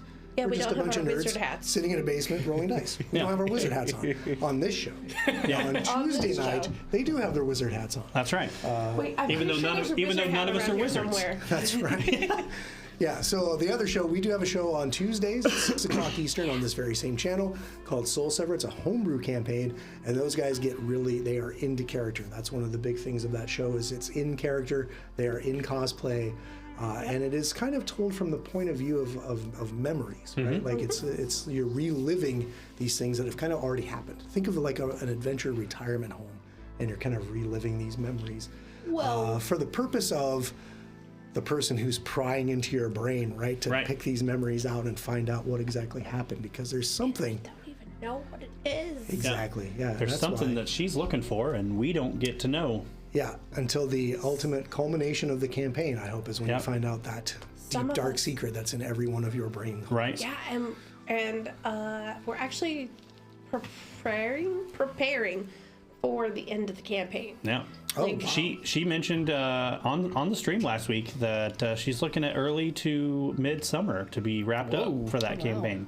Wowee. Okay. So, Man, what you a can long see road it's where- been. Put a The gas pedal characters down, and yeah, gonna we've end been with that through almost three Almost 3 almost years. 3 years playing those characters. That's going to be hard to say goodbye. Oh, dude. But you don't really have to say goodbye because Iota right. Dree is a homebrew world that you guys continue to play in. That's right.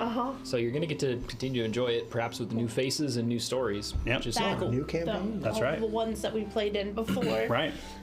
But yeah, everybody's character stories are getting.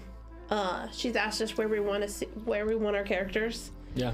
and some of us are excited to Get to that point. get right? to that point, Yeah. and not because we're ready for the campaign to end, but because it's a little bit more of an addition to Iota Dree. Yeah. Yeah, yeah. It's In the- another story, right? That's in the come to lore. its provided you survive.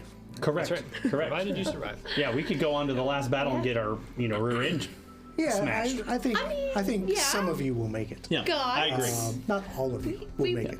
We might be fighting gods at You the end of might the be. campaign. Might be. Possibly. Yeah, I've got to say that is Probably. what's kind of cool about our network, right? Is we've got the Monday show, which is Paizo pre-published adventure paths that Right. we're making our own. Nobody is playing bowlers like the way we are playing bowlers. Definitely not. But it's super fun to watch something that's kind of got that very structured railroady type situation, and then on the Tuesday show you get to watch this super cool homebrew, for all those that have been homebrewing TTRPGs since they were a thing. Yep. That's a very cool to see this homebrew world that you guys have come up with and the way you've invested it over decades, right? I mean, it's super cool to see 20 years. that kind of side of this space, right? Right. Like, we have two very contrasting type, platforms that we're playing in, and you can watch both or watch either. yeah, just- find it's the your same pick game. your poison. Just Yeah. the flexibility of the system we're playing in, right? Yeah. It just lends to both types of stories. Yeah, it definitely speaks to how flexible this is to not just play the adventure, but for people that are homebrewing and creating their own games. It gives you really good rules to come up with your own encounters, come up with your own subsystems. Like it's really awesome. So Really gives you really- that creative outlet for sure. I really appreciate the variety of the channel. Yep. Between Bloodlords, Soul Severed, and then not to mention Barnabas Brushes on Wednesdays, where you can watch our beloved Patrick here do his fantastic work Okay, and on that behind note, the scenes. yep, that is a different channel. Check out the recommended links below. I am there Wednesdays at 5 o'clock Eastern painting minis to use in these shows. Speaking of these shows, let's get back to it. Let's do it. Right? So Who's ready to get eaten by a hungry cottage? it is. Now these guys keep talking about a hungry cottage. Now, if you haven't seen, I believe it was episode 17, 18-ish of book 2. it was a couple. It, were stuck in there. it was a doozy. That was. It was a traumatic experience for these players, and they are about to go to the same place where nearly all of them died. And I think if it hadn't been for the participation of audience members like you, some of them would have died, and we would see some different characters at the table.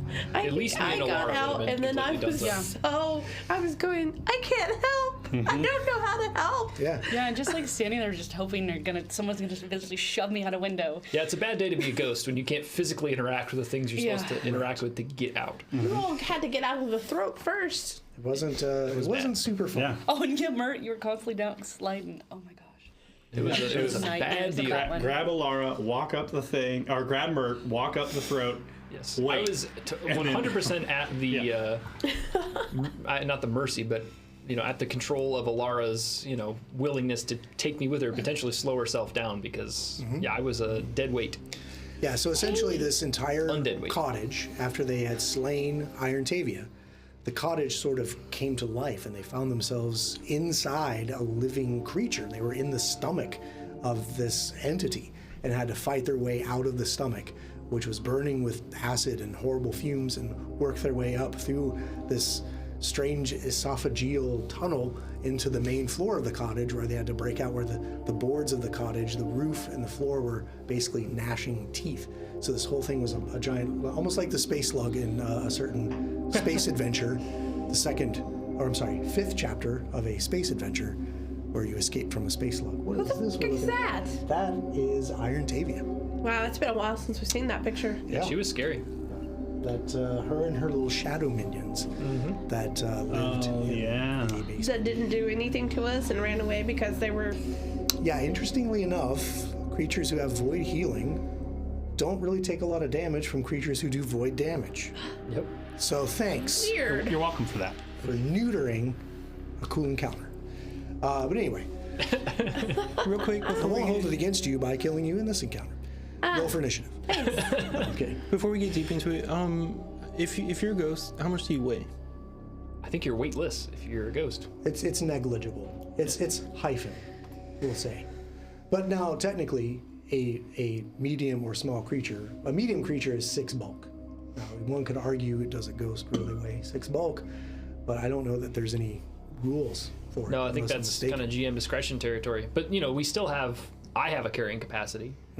Although that's kind of maybe less to do with flavor-wise, the weight of the things I'm carrying, and more so how they can all fit on my body. Right? Sure. Because being a little halfling, I can only wear so much accoutrements before they start just falling off, right? I would say this is one jar. That's bowl. one mert. One mert. One bowl. One light It's mert. it's a jar of mert.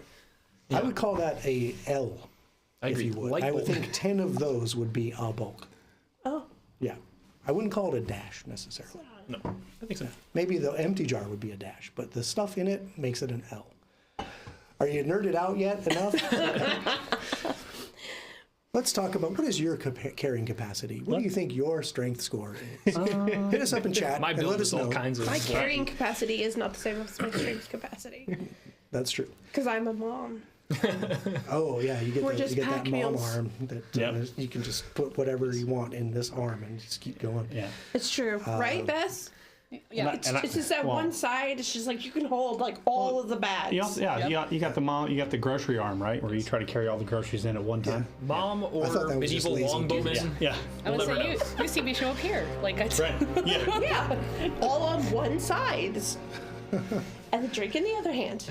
Yep, you gotta have the big old drink. Okay, so Dawn, a wheel day. Yes. Wheel day, the 13th of Erastus in the year 4722. The sun is just coming up over the horizon, and Seldig Bedless is already waiting outside the wrought iron fence, the wrought iron fences of Bloodstone Manor. He's already sitting atop his horse, and he has 5 skeletal horses already prepared for you. Now, if you have your own means of transportation, he doesn't care. You're welcome to bring that as long as you don't slow him down. Anybody got their own means of transportation that I'm unaware of or sort of aware of? I do.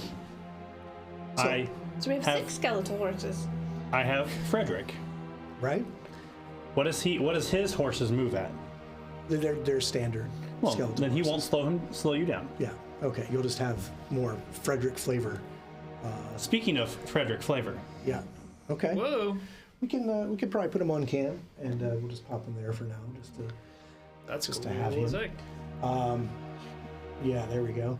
So that is Lysander riding atop Whoa. Frederick, his skeletal horse minion that he's able to summon. While this is going on, where is Remington? so I will. It doesn't say that he can't come with us, so I don't know how that actually happens. Well, I suppose we have an extra horse now. Yeah, Right, so we can put him up on the other horse and let him kind of just like like drape him over. Yeah, he'll probably just ride cross ride. withers on the Yeah. other horse, just Yeah. kind of like dead weight across withers, and that's just how We he'll strap have him to- down. He's like, fortuitous, I brought the other horse, apparently. He is large. Yeah. Oh, he's large. he is large. Shit. Okay, well, he's more than a cross withers. Yeah. He's weighing this poor horse down, but he is a horse and he can bear him. So we'll say that's an okay way We'll have to give to Frederick a bring cart. him along. But yeah, we're not going to take advantage of the strange shadow wagon or whatever it was that we Nope. ritual. Okay, so It we're probably ready to. moves slower than the horse. Right, and you probably would recognize that you're going into the Axon Woods, and this cart likely isn't going to be able to navigate the woods very well, especially in nothing. certain thicker places where Amon was having to chop through some of the underbrush Yeah. before. So And winding paths too. So yeah, so it's probably for the best that you each take a horse, and the horses they're well trained, so they're not going to nip at you or act unruly, like certain horses I've been on. Not a horse guy, for the record. And almost with very few words, he just asks, "Are you ready?" yeah, I think we walk out, we mount up, and get Remy strapped on, mount up, and He kind of does make a point of looking at your horse, Remington, cross-withered on his horse, and kind of almost scowls and shakes his head. But then he kind of flings his cloak back over his shoulder, adjusts his sword in his scabbard at his hip, and spurs on his horse, and off you go down the road. Now, the journey itself to Axonwood, to get to the kind of the border of Axonwood, is going to take pretty much the entire day, just to kind of get to where the scrubland gives way to this forest. And on your way there, the day is pretty much uneventful. It's not as slow going as you would be on foot, and there's no need to like stop and feed and water horses. So he presses you forward with kind of some urgency. As you're making your way to the forest, kind of, maybe we'll see that, TJ, if you got the map of Geb, we can pull that up and let people see kind of where we're going.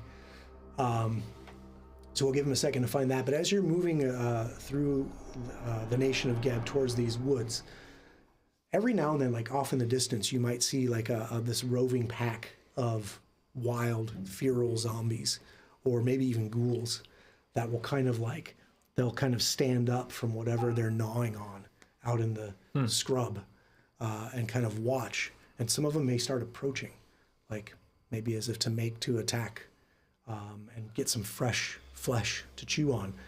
Are those new? As they approach... Are those new? Is what new? The packs of feral zombies. Are you asking me? Well, yeah. Like, did we see this the last time we were in the Axon Woods? No, I don't think so. Yeah, Can I think I, so. as a zombie, can I tell what they're munching on? They're pretty far away at this point, so I can give you a perception. Yeah, this distance, it just looks like some kind of flesh, and there's this misshapen lump of something rotting in the sun behind them. Okay. But maybe you can make out a cloud of flies buzzing around it.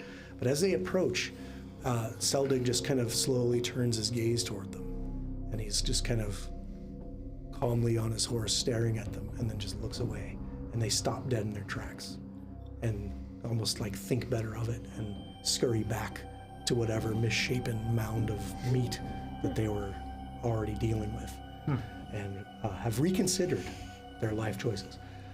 And you continue on to the woods. Yeah. Gives you the impression that Master Bedless is none to be tarried with. I have a quick ghost aside. So I can probably, with my ghostly grasp, ride a horse. Okay. Sure. But Alara might need some help, potentially. So, do you want to pretend to ride and float above it, or do you want me to be the bridge? You can kind of ride on the back, and I'll help you. Interesting. Because you could hold on to me, and I could hold on to the horse. And also, I'm small, so this big horse is very hard for me to probably ride. Like it's, I'm used to probably a pony. Oh, interesting. So you guys are going to ride together on a single horse? Yeah, that works. If you're interested, because Yeah. I don't know how you would handle it otherwise. Right. I mean, Okay. Yeah. I think that would work. So you were setting off in the morning and you're trying to kind of navigate, like, how am I going to control this large mount? Right. Maybe for a moment you kind of pull out that claw and kind of contemplate it for a second and put it back Yeah. away. Shake It's your too head. far. It's Yeah. too far. But then, you talk amongst yourselves and figure out a way that, you can work together to ride the single horse. Because things are never as easy as you want them to be when you're a ghost. No. No. yeah, because I guess I couldn't make the whole horse like incorporeal. That would Oh, be- incorporate the horse? I don't know about that. I mean, not with the I guess I would say not with the living horse, but it's not a living horse. It's a Is it an object or a creature? it's a dead horse.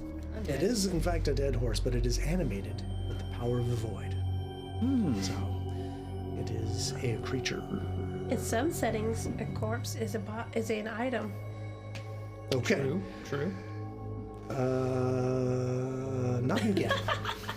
And I think Master Bedless would not approve of his horses being turned incorporeal, even for just a moment.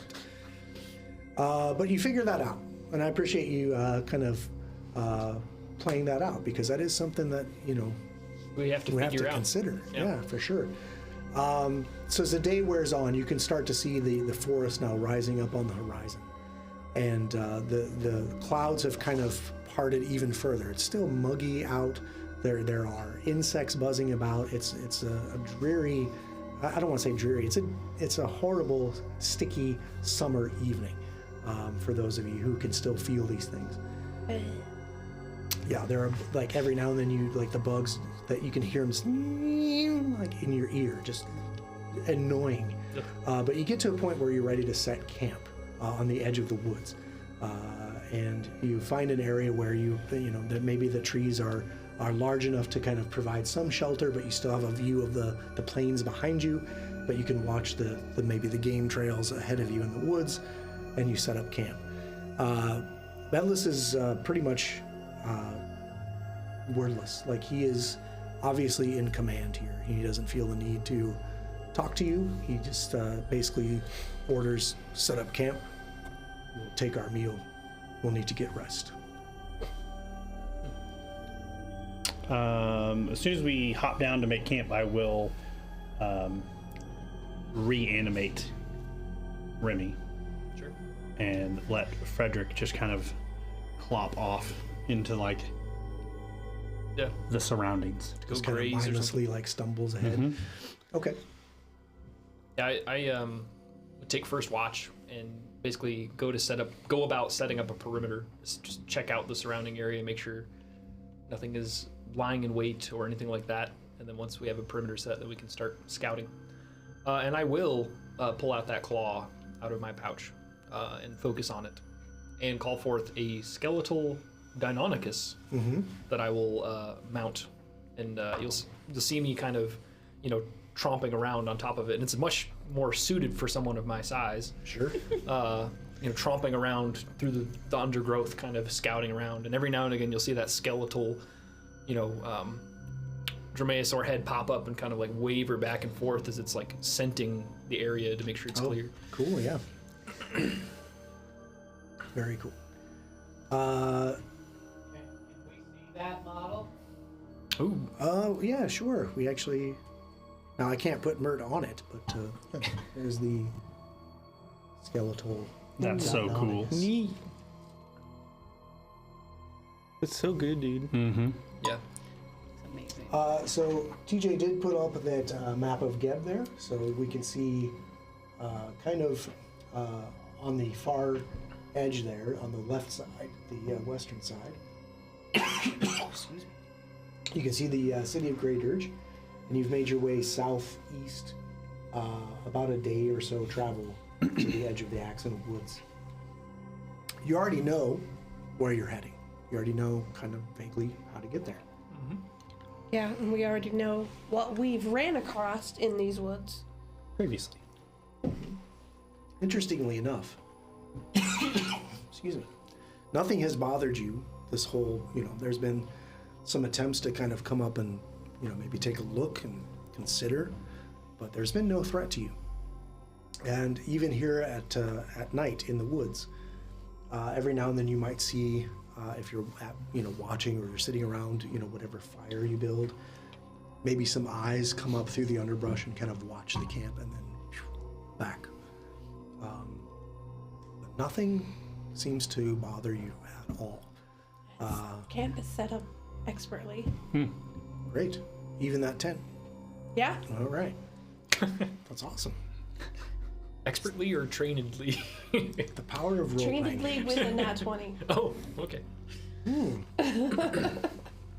Yeah, she got the tent perfectly set up. There's like a little clothesline in there to like hang your... Yeah. See, that's like glamping. Where do you put the air conditioner? Yep. Dang. Yeah. She comes out with like a little head lantern on, a little generator, and hooks up her I TV. can see in the dark. All the stakes are perfectly driven. Right. Just String the lights. right I think things string for- lights. Yeah. Nicely done. Yeah. So Good job. yeah, camp is well set up, and maybe you even get an approving look from Spy Master Bedless as he sees your efforts to kind of set a defensible camp and set up a place for everyone to sleep. And the night, This is a new skill.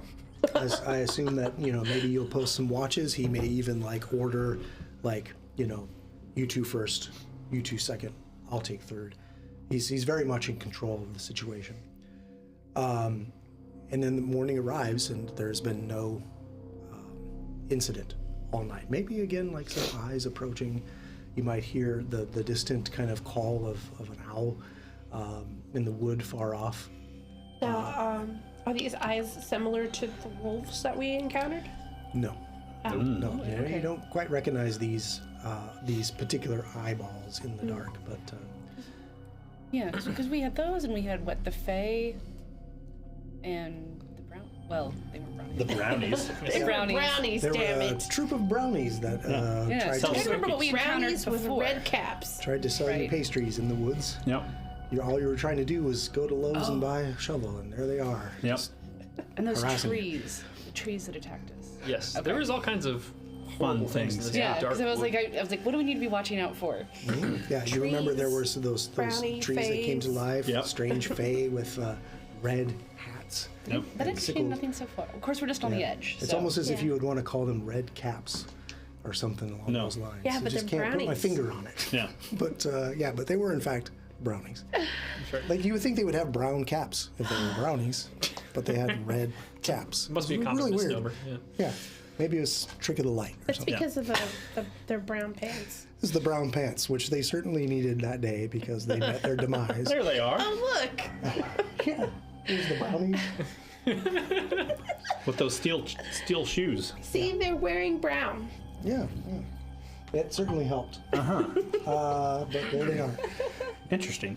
But yeah, there were a number of threats as you made your way through the woods, but strangely enough, nothing is bothering you here. Love it. So you wake up the next day and you tear down camp. You have your, your morning preparations, whatever you guys do. What is it that you do need to do in the morning to get ready for the next day? Or is there anything in particular that you want to talk about that morning? I talked to Keith, my Dimorphodon familiar. Spend about an hour. Now, when you're talking to him, are you out loud speaking back and forth with this thing, or is this more in your mind? Oh, okay. Very cool. It's in Shadow Tongue. Yeah. Ooh. Okay. So there's this. Yeah, you're just talking back and forth in this strange language that I don't think anybody else here understands. Speaks. Yeah, no. But that process takes about an hour. During that time, I imagine other people. Well, I would have woken up and, done my prayers to Urgathoa. I'm just maybe like rubbing that holy symbol. And then I need to maintain my body as a zombie. So maybe I find a full day of riding on the horse. Oh, like yeah. that action on the back. Maybe Yeah. I find a low limb and just grab it and yank myself back to just pull my back. Oh yeah. Decompress your spine. Yeah. Yep. Yep. Ugh. That's horrible. Yeah. Kind of maybe just Yeah. Wow.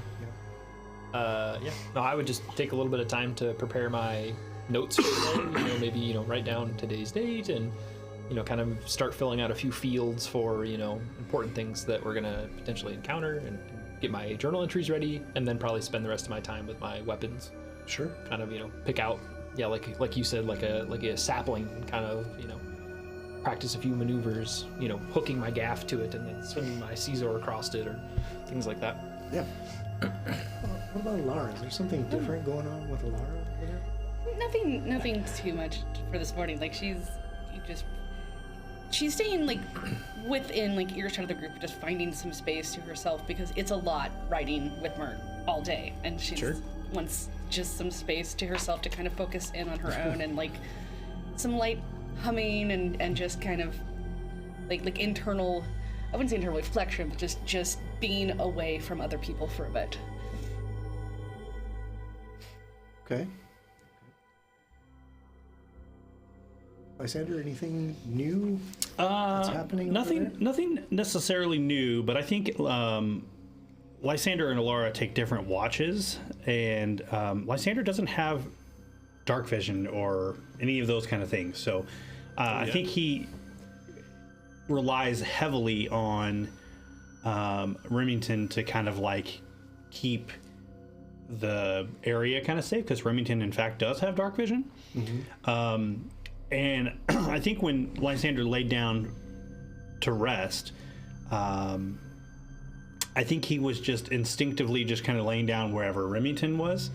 And in the morning, Lysander gets up pretty early, and in the morning he kind of like rolls over and opens his eyes, and Lysander is laying auspiciously close to where Alara has made her camp, and Remington has kind of set in that kind of area.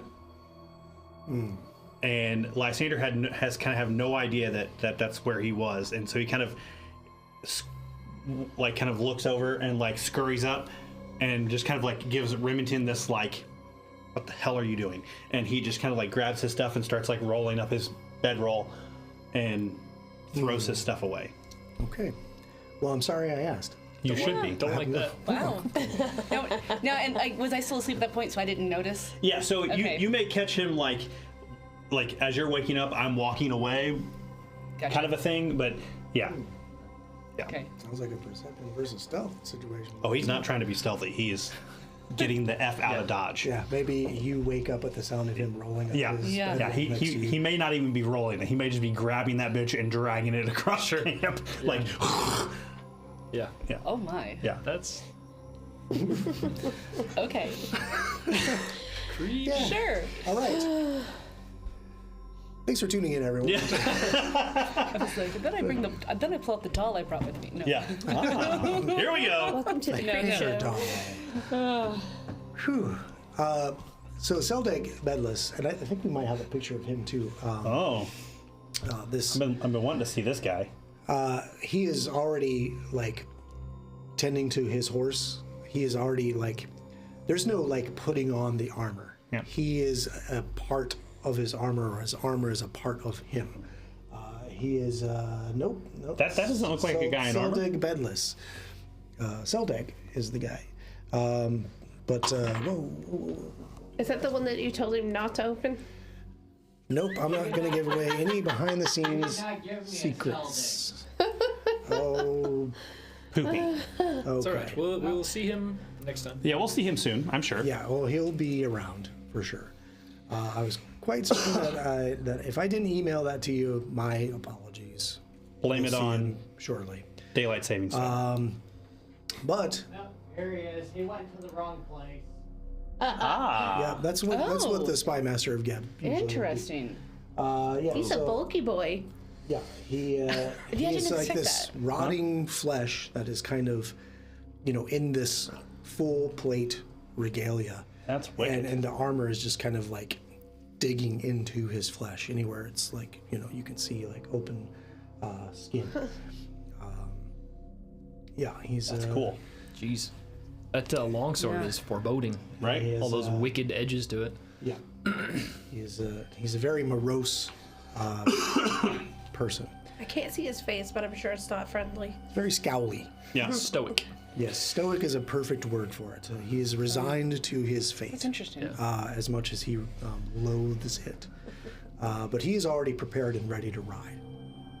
He's like, I suppose you must eat before we set out. Please make it quick. We have several days behind this Tavia. Must make up the time quickly. And then he's kind of looking around the woods. We are to head to this cottage. You know how to get there quickly. Yes, we know the route. Then I shall have you lead the way.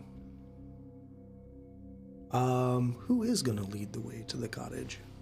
Ophelia, if you would like to lead You the way. opened your mouth.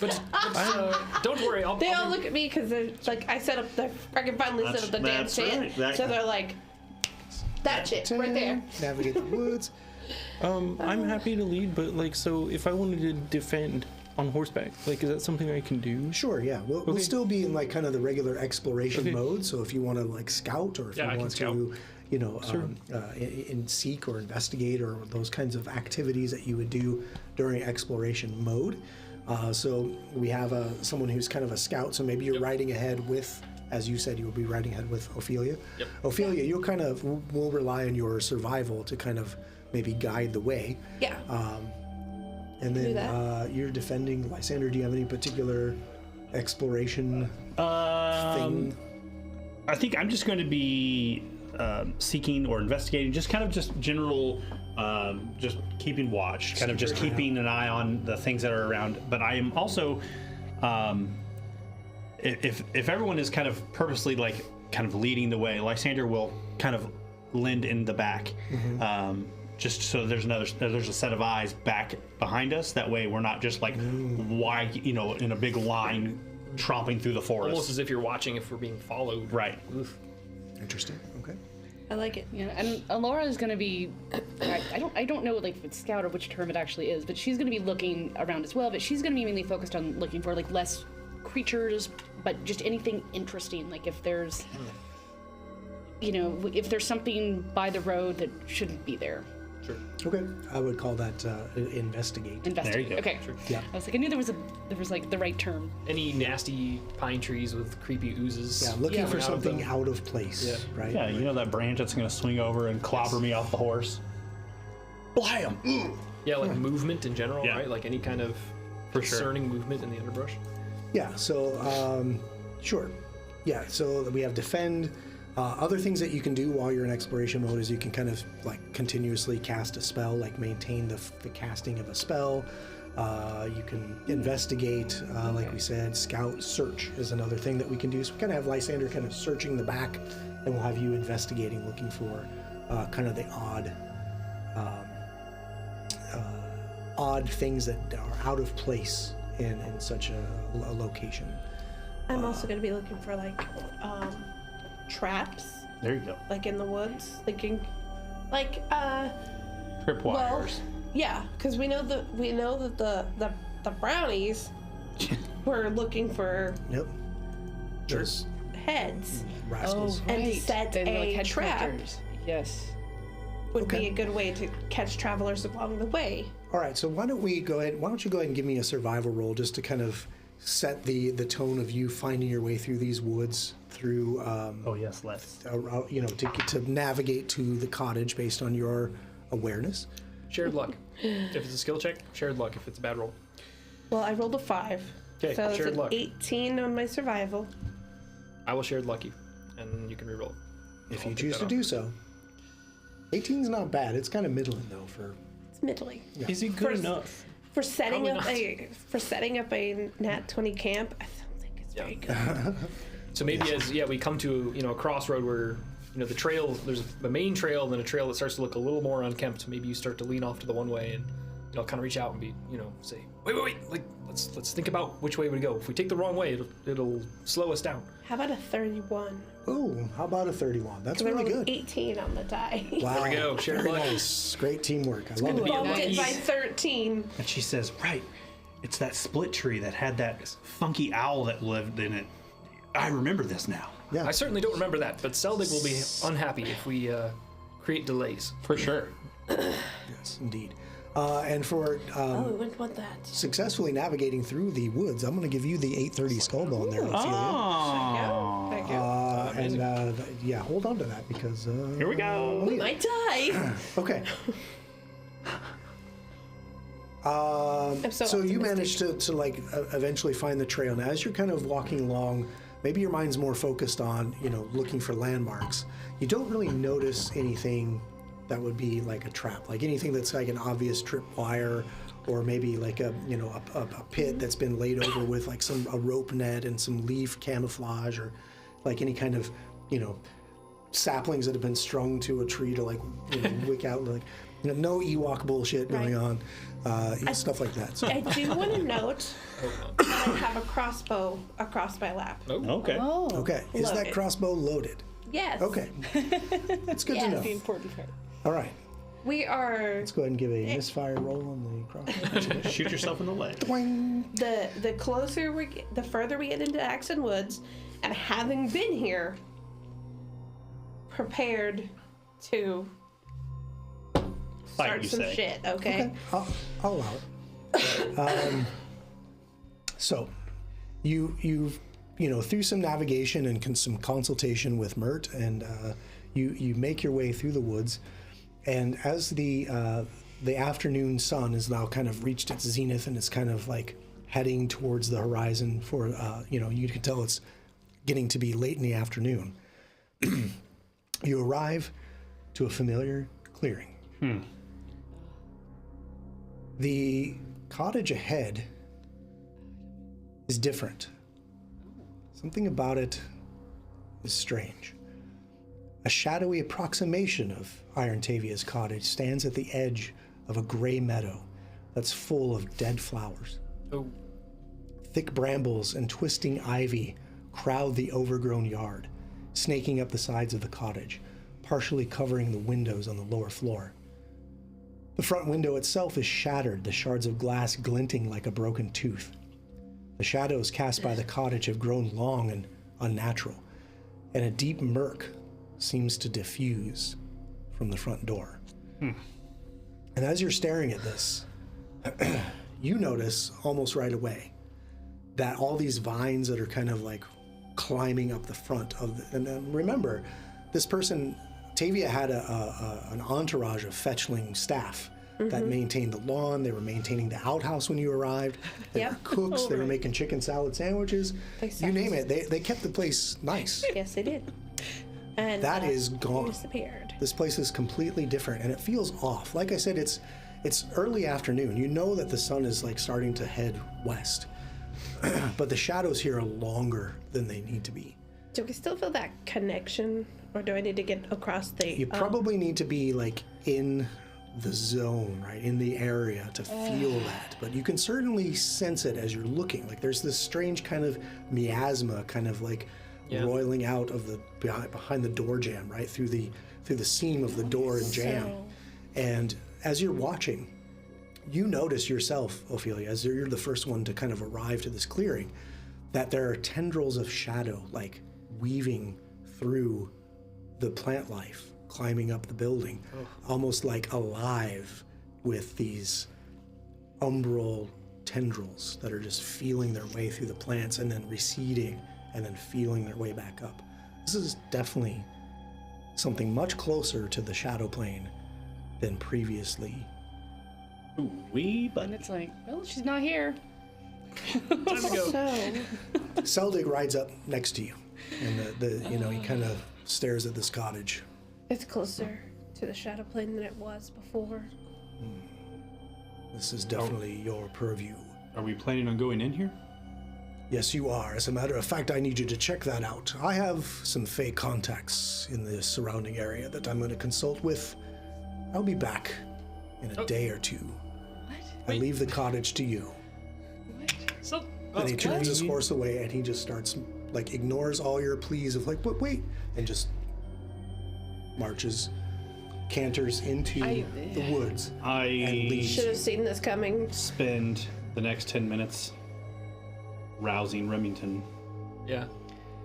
Wow. So we said no more attics or basements, and now we're coming back to this attic and basement. We're not going to either of them. Well, a grave knight would have been of great use investigating this. Yes. Did that letter check out? Like, he didn't just leave us here for dead, did he? But no, I don't think this is anything untoward. We were told to seek out Tavia. She's been spotted in this area. Berlin has collaborated that with her spy network, so... Clearly, I mean, Ophelia would understand this the best, but clearly whatever portal that opened up and pulled Tavia in through the shadow plane has rippling effects on what is left of the cottage. I believe, since the Fletchings are not here to maintain it, that it has possibly slipped further into the plane than what it initially was. Because she still needed their presence themselves is gone. Like, if they're gone and she's gone, there's no one to maintain that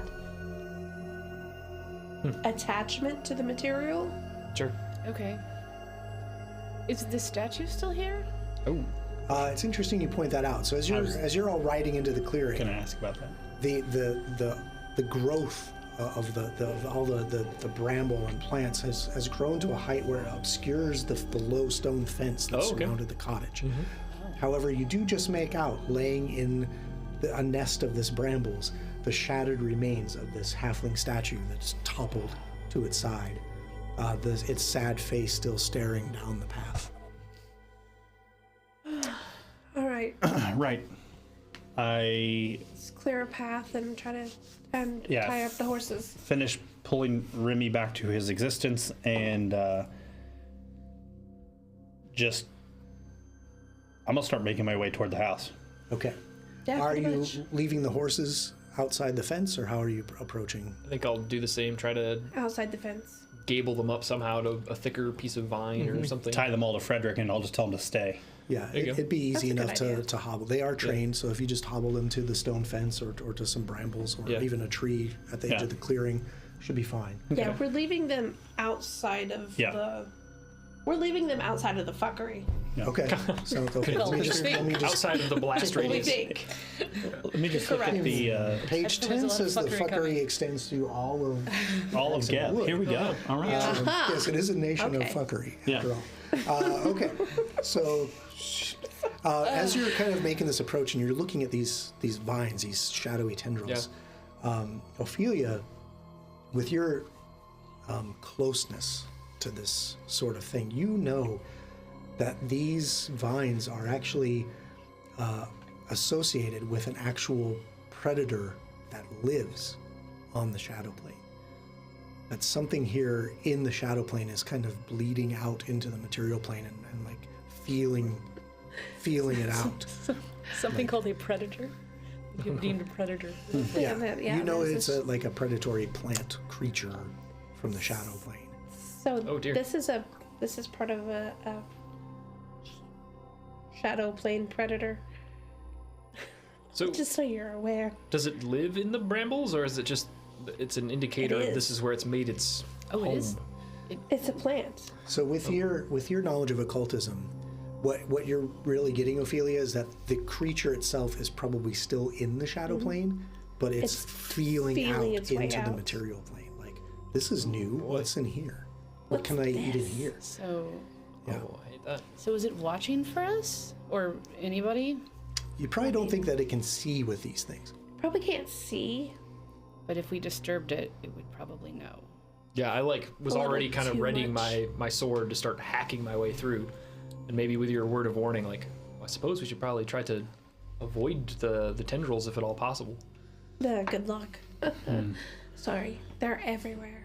They're like feeling out the house. Yeah. So they are kind of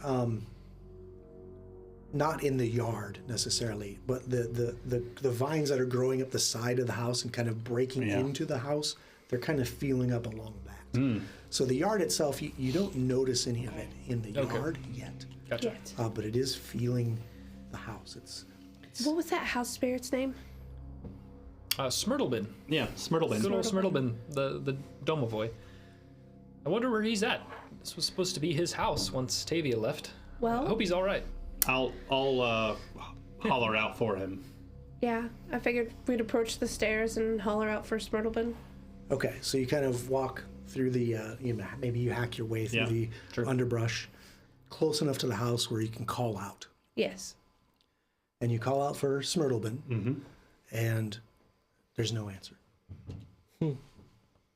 I definitely would have my shield up, defending on approach.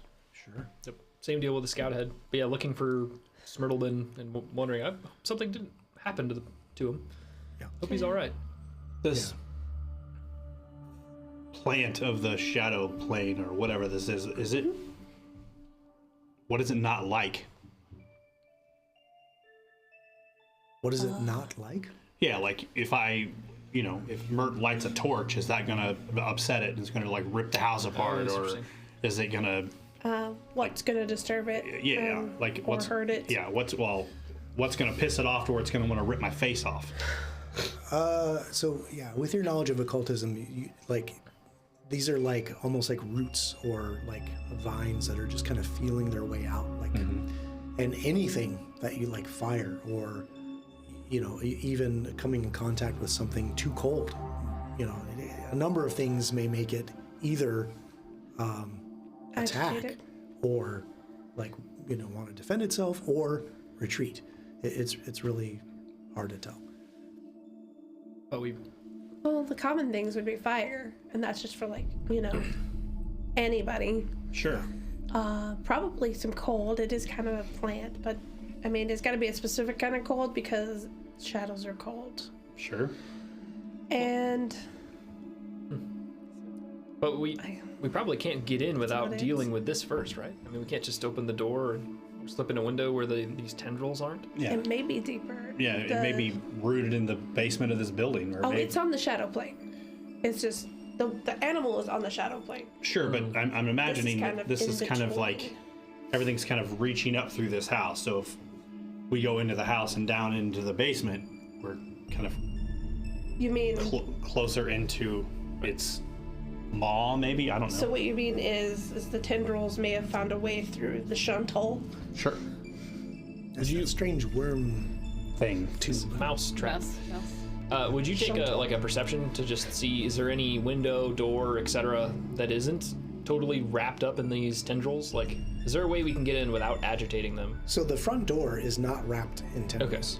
There's just this miasma of shadow, just kind of like think like dry ice sublimating out of a container, right? You can just see these kind of wisps coming out and then just kind of dissipating around the seam of the door. I know I said that I wasn't gonna be up front anymore, but That door just feels like it should has a sign that should say, "Oh, please enter here." Yeah. yeah, I know. Yeah. I'm gonna go check it for traps. Okay. The window above the door that you remember was like a large attic window. yeah. That's been smashed in. But all you can see smashed through the in. window is there's jagged pieces of glass, but it's just black beyond. It was pretty dark up there, anyways. Yeah, because it had the curtains. Yeah. Those were some blackout curtains. Too. Yeah. You do remember that you approached from the side. Remember that there was the one there's a fledgling side guy door. that was working on the outhouse. Yep. And there was the side door that went into the kitchen where she made the chicken salad Yep. sandwich. Yes. The guy that ran out, Yeah. the one that escaped. Yeah. Yeah. I'll go the walk front around door. and check that side door. Okay. So as you walk around and check the side door, you coming up to the front door to check it for traps. Yes.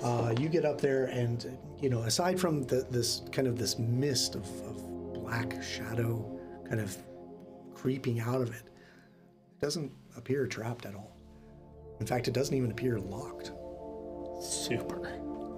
Ophelia, if there's not anything concerning about the door, I'm happy to open it. I'll call back from about 15 feet back. I was good? gonna open it, and I was just making sure that Amon was close by because I know he. I'd be if Mert's up there at the door getting ready to open it, I'm right behind him or beside him. Okay. And Lysander, you said you're going to go around to the side door and check that out with Remington in tow. How about Alara? Let's. I was that 15 feet back where Mert was, except I'm not walking up to the door. Okay.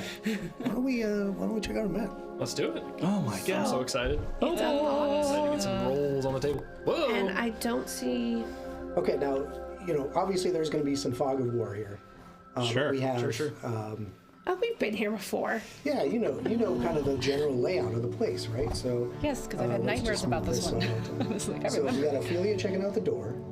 Alara is well back on the path. Mm-hmm. We've got, let's see, we've got Mert close by, ready to open the door. Put him in front of it now that, and we have Lysander and Remington have kind of come around here through the brush. It's kind of difficult terrain, like these Sure. waist-high brambles, Yep. kind of blocking your way there. He's definitely in front of me. Okay. You walked by the window that we escaped out of. I know. I don't Finally. even look at that window. That window haunts my every waking hour. Okay, I think that's everyone. That is on the board. Okay. So you know that this door is not trapped or locked. In fact, you could probably just push it right in and peer inside. As you're approaching, and you're kind of eyeballing this door, it's the same thing. There's this kind of wispy shadow stuff just kind of leaking out of the door jamb, and just kind of as it reaches the air, it just kind of dissipates into nothing. Is the windows up? Is there a window on the door? No. No. Okay. Can I, from my vantage point, I can't tell if that's. Can I see that window on the back there? From where I am? Well, you probably would have to come around this. Yeah, I'm just really kind of looking. I'm not opening the door. That you're out of your mind. All right, But try. I will look around the backside of this house to make sure that it all kind of looks the same. And if that window there, if it is shattered, like I presume. Yeah, most of these windows are shattered out. I will grab. I'll reach down and grab a rock, and I'll cast light on it, and I'll into the house. Chuck it in. Okay. Into that window. When you throw it into this window, as it kind of flies into this dark room, it immediately dims. Yep. To almost like a candle point. Yep. And just kind of like clatters to the floor, and it's like a candle has been lit and laid on the floor of this dark room. And I just kind of turned to Remy and I was like, "You see that?"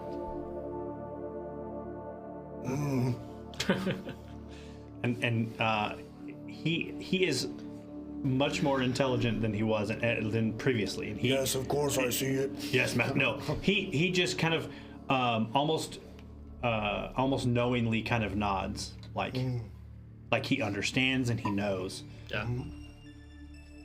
And I'll come back around to join the rest of the group, and I will relay that information that whatever magic is in this place is suppressant to normal light. I threw a rock with some light on it in the back window, and it immediately, like almost down to just a candle light. Okay. And I think having So- some memory of the place, if you threw the candle in, kind of as Mert's listening to you, Yeah. you will push the door open to look for Yeah. where that stone is laying in the kitchen area. If you Right. threw it in through the kitchen window. Okay. So we had that kind of feel before. We did. In the basement. Well, no, it was up here too. Even in the attic, yeah. In the the attic, attic. for sure, yeah. Yeah. Yeah, it was almost like everywhere in this place, but it was especially prevalent in the attic and the basement. But after we defeated, everything went back to normal. Right. Okay, Bert, as you push open this door, before you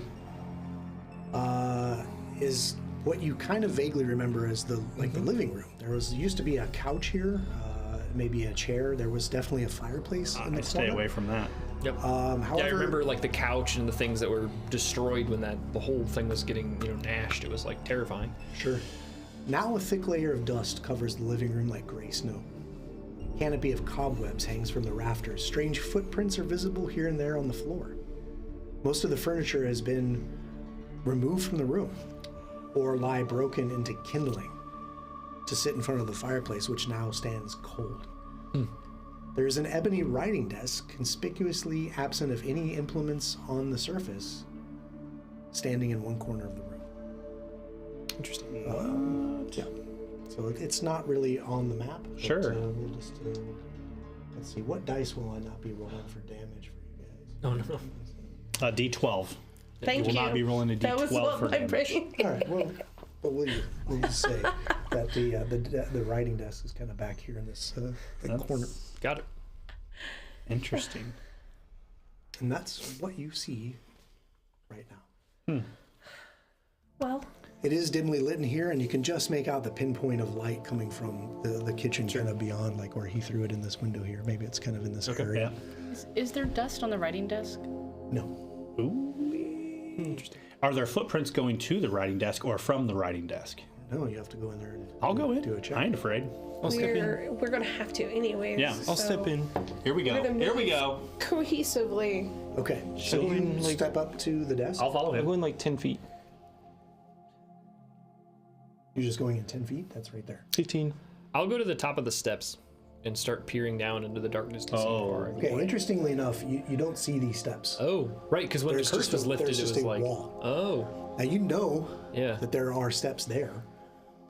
Right now there's just this wall where you are almost certain. In fact, you walked right to it. Like the trauma is still in your mind. You know it's there. Right. Yeah, Like, trying even to though I eat see us. the wall, There I is still a- see the dark steps, and I see that, like, diastolic, pulsing throat, like, looking down, and, like, gives me a shiver. But nothing like that is there. It's just a plain wall. Looks just like all the other walls in the room, covered in cobwebs and dust. Could it have been closed in? I'll like kind of take my shield box and like maybe knock on the wall, and then an adjacent wall to kind of. Do I hear a difference? So as you're kind of thunking around with your shield boss, why don't you give me a crafting roll to kind of sense like, are there studs here? Sure, yeah. Like I'm wondering if they like close this in or something. I'll move in and I'll go look at that desk. Okay. Yep. Remington kind of right behind you. Yep, that's fine. And maybe Mert is kind of, seeing what Amon is doing, and I don't know if you catch on to that or like how you react to that.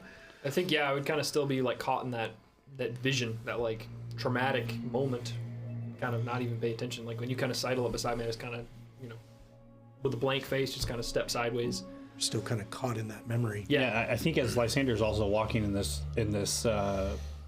room here, he instantly kind of is flashing back to him setting himself up in that little room when we were going to stay, and he has that window thrown open, and like the chair was like wedged in the window so that way he could have an escape.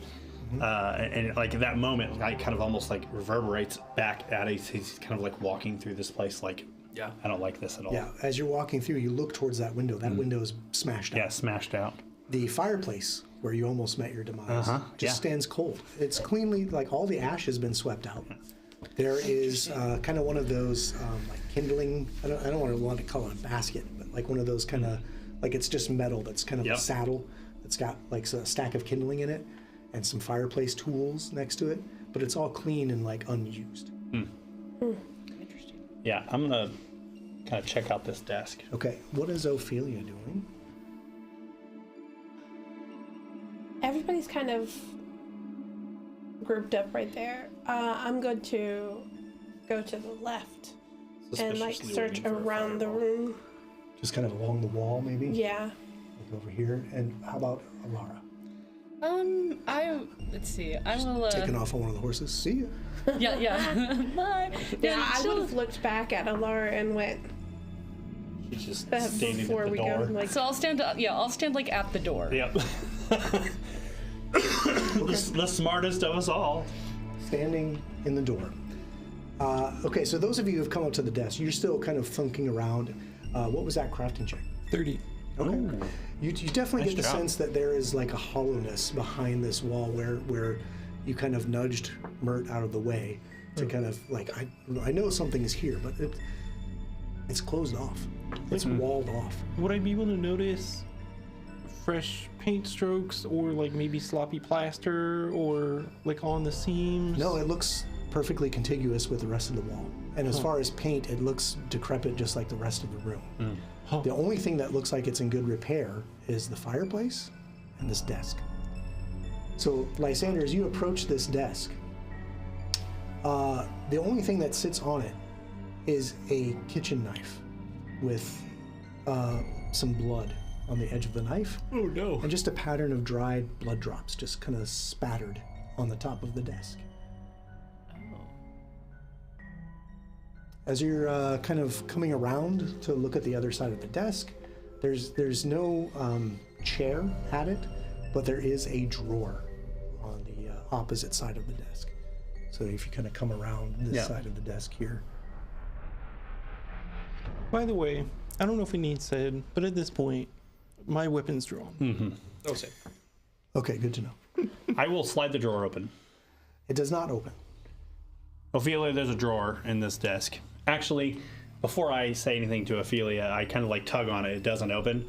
And then I just kind of go, Well, you kind of tug on it, you think? well, yeah, I tried to open it. Okay, no. It's fast. It's shut fast. You like, I kind of tug on it. You kind of hear that like you tug on a door that's not going to open, right?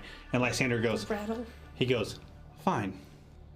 You can tell being up this close that this desk is completely made out of ebon wood. Yeah. He says, fine. We'll play my way then. And he pulls his glove off and he sticks his hand on the desk. And I want to read the psychometric resonance of that, and the emotion or feeling I want to focus on is ownership. So your eyes kind of roll back as you touch this desk. And you see these hands kind of appear in front of your eyes, and the drawer is open, and they're kind of putting this document into the drawer, a couple other things. They feel safe. They feel secure, and they just shut the drawer. And then, like, it flashes. There's like this, maybe a cloud of dark shadow, and then the hands are there again. And this time they're drawing the knife across their hand, a couple of drops of blood, and then they open the door. What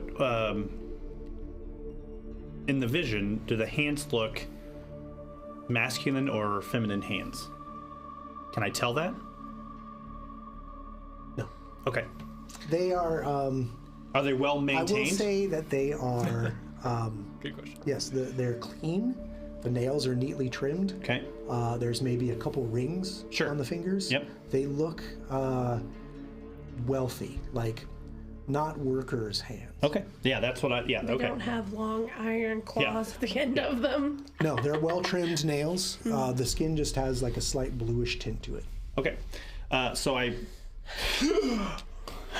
And I pull the glove back on my hand, and whoever owns this desk feels safe here. They have some money or some wealth. It's not. There's no callus, no work on their hands. The drawer here contains or contained some paperwork. The knife was used to draw blood out of their own hand, like maybe a blood offering or a sacrifice of some kind. Think you can open that drawer? And then I step back out. As he's speaking about this blood on the desk, Alara, you notice kind of coming up out of the floorboards is this shadowy humanoid figure that just kind of like apparates up out of the floor and just kind of wisps forward and reaches out to touch Lysander, and the hand just kind of goes right through him. And Lysander, you feel like this cold kind of sensation, and you like spin around like what, like that sense, and you just see this thing just go and right back into the floor. Okay. I'm gonna call that out. I'm gonna even try to like warn Lysander of, when I see it, behind you, and So you spin around, and maybe you just catch this glimpse of something shadowy just falling into the floor as you spin around, and this cold sensation comes over you. Well. Yeah. Okay. So Lysander will slide quickly around the desk.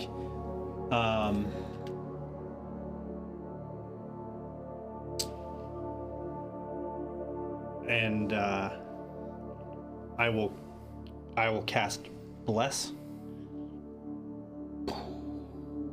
That green kind of fog starts emanating out from underneath Lysander.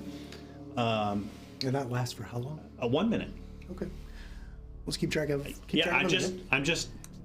He's now feeling threatened, so. Sure. So 10-minute passes. And, he says some kind of quick prayer under his breath, and that fog just kind of rolls out from underneath it and kind of goes across the floor. Okay. And as I sustain that emanation gets bigger. Yeah. Okay. I'm gonna head over to the desk. Okay. And take a look at the mechanism that may be keeping it locked. Okay, so as you are kind of looking around the seam of this drawer, looking for any kind of traps or any kind of mechanical mechanism to open this drawer, you're not finding anything at all that would be able to like open this door. There's no switch or hidden like lever or anything like under the desk. You're giving it a very good once over. And as you're doing so, the door behind you opens and this man comes walking out. He's very tall, slender man. There's a very faint blue tint to his skin. He's dressed in kind of fine robes. They're kind of wrapped around him in various colors. He's got like some silken pants on, some very nice leather boots. He's got rings on his fingers. He's got this kind of rope, this belt that kind of comes around, not like a bandolier, just like this belt, sash. Like a sash, maybe. sash. Yeah. And he's very colorful, like very vibrant greens, lush purples, a number of colors. There's like something wrapped around his wrist, like almost like a bracer, but more like this woven cloth that's in this very bright kind of like gold lame almost. Huh. Like every color of the rainbow, except one, and you can't quite put your finger on what color that is. And as he steps out, he's like, welcome to my palace. I don't very often get visitors here. My crew, my court, if you will, have told me I had visitors, and I'm quite surprised to see you. Welcome. Please, if you would, why don't you join me in my throne room? And he turns and goes back into the room in which he came. Please come. I would love to have an audience with my visitors. Welcome to my palace. My name is Yeshula. I'm so glad to see you. Please come. And he walks into this room, and you could see the room that he walks into. There's a clutter of broken furniture all over the floor. But he's just walking over it like it's no thing. And he's heading to this pile of broken wooden furniture. There's like a table that's kind of turned up on its end, like creating this high back. There's a chair with like one armrest broken off. And he's like climbing up on this, and he's like, oh, I can't believe I stumbled on such a lavish palace. Can you believe it? What do you think of the tapestries? And as he's pointing, and maybe like just out of second nature, you look where he points, and just for the briefest moment, you do glimpse like these beautifully woven tapestries that almost like they're telling a story, right? Like this triptych around the room. And as you turn back to him, the chair he's starting to languish and sit in is made of solid gold. And he sits down and he grabs a goblet of wine. Please come in. Tell me, why are you here?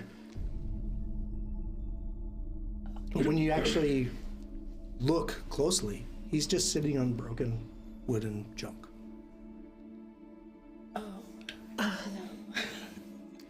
We came to check on our friend who used to live here. Well, no one lives here now except me. Well, in my court, you might say. And at that, there's like a couple shadows like come up around from behind the table and just kind of wisp over and then back into the floor. There were stairs. Where have the stairs gone? Stairs? Oh, dreadful. Yes, I had that all redone. I can't have my palace have, this. Well, there's some horrible things here. In fact, I wonder if perhaps you couldn't maybe help me. Yes. What horrible things are here? And help you with what? Well, you see, I detest the color red. Absolutely despise it. And there is a figure in one of the guest chambers that he won't leave. And he's dressed all in red, and I must have him gone. You must convince him to leave. I can't get him to go. You must get rid of him. Tell me about this figure. I don't really talk to him. I just keep him closed in that room. He's just dressed all in red. He's got a red scarf and a red robe. I hate it. I detest it. I can't even be around it. How did you come to this palace of yours? Well, I was just merely walking through the woods, exploring, and I heard the call of the gods, and they said, go and look upon this palace that we have gifted upon you. And I walked through the woods, and I opened the doors upon this beautiful palace that has somehow been unoccupied. Did you like the ivory staircase and the golden knocker on the door? What did you think? My court loves it here so, and I'm still in the process of decorating it to my taste, but what do you think? And as he looks around, maybe out of the corner of your eye, you just see there are it's like overly lavish gold nonsense everywhere. But then when you're like, what? And you turn to actually look, it's just daub, drab, mud and wattle with cobwebs everywhere. From what I've seen so far, it's lovely. It's a lot of gold. Yes. Well, where I come from, gold is the standard, you might say. Yes, I must show my wealth. I can't draw such a court if I don't have wealth on display, don't you think? Where are you from? Oh, around here and around there. I've traveled so much I can't even say, to be honest. What room was it you said this red friend of yours is? Oh, it's room A5. It's just, I'm sorry, A4. No, just kind of like maybe me pointing, right? This one behind me or the one around by the kitchen? No, if you go, it's just by the kitchen there. Did you see my staff preparing meals in the kitchen? There's so much cookery and crockery there. I can't believe I've fallen on such luck. They prepare such wonderful feasts. We didn't make it to the kitchen yet. Yeah, you didn't see anything in the kitchen that would indicate that there are a staff or anything in there to even cook with. Right. No chicken salad sandwiches. No chicken salad chicken there right now. Not today. So was the staff here I kind of when we like- got here?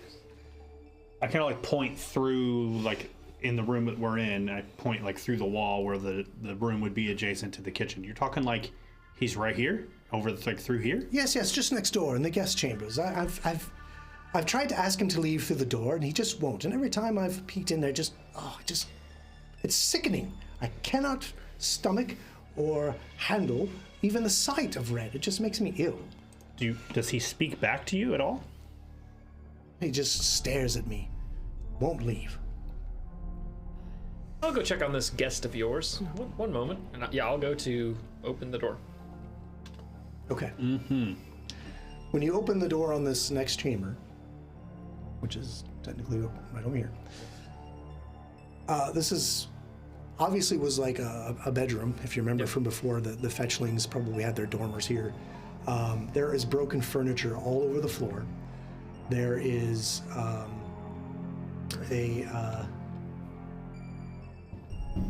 let's see here. Actually, shoot, I think I may have misled you. It's okay. One moment, don't mind the man behind the jam screen. He knows not what he's doing. It was actually this room over here, which you remember is a guest room. Hey, Patrick. It's over there, I meant. What? I'd be up there with him. Okay. So you open up this door, and I'll describe what you see here. Okay. I'll kind of nod to you as you're kind of stepping up beside me to keep an eye on that guy. This room is almost entirely bare.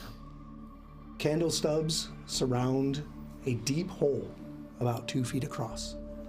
A dry corpse wrapped in a red scarf is kind of huddled in the corner, kind of leaned up against the wall right next to that hole. What do you do? There's a shriveled up humanoid corpse. Yeah, we'll just say like over here in this corner there's a body. Okay. And in the square in front of them there's just this hole leading down into the darkness. Hate that. So, like, peeking in the door frame, does this look familiar? Like the red cloaks we've seen people wearing? Oh, no, it's mostly a scarf and then like a robe. None of it looks familiar. But it's like a human-sized.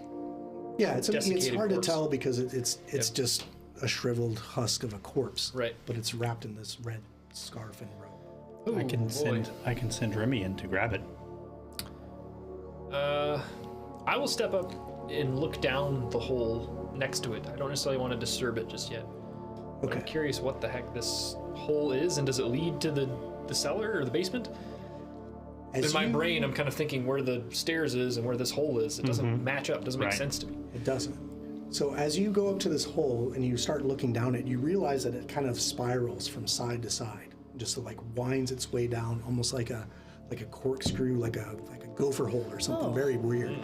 But it's about 2 feet wide, and it just goes down into the blackness. And as you go down there, you start to remember people, a figure, a man and a woman, halflings,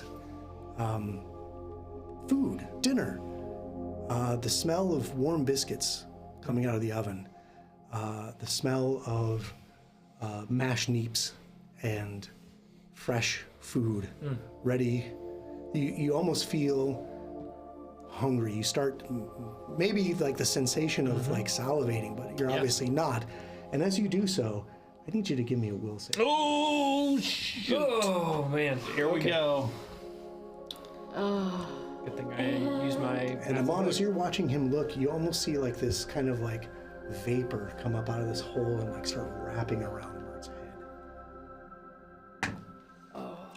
I definitely call that out as I see it.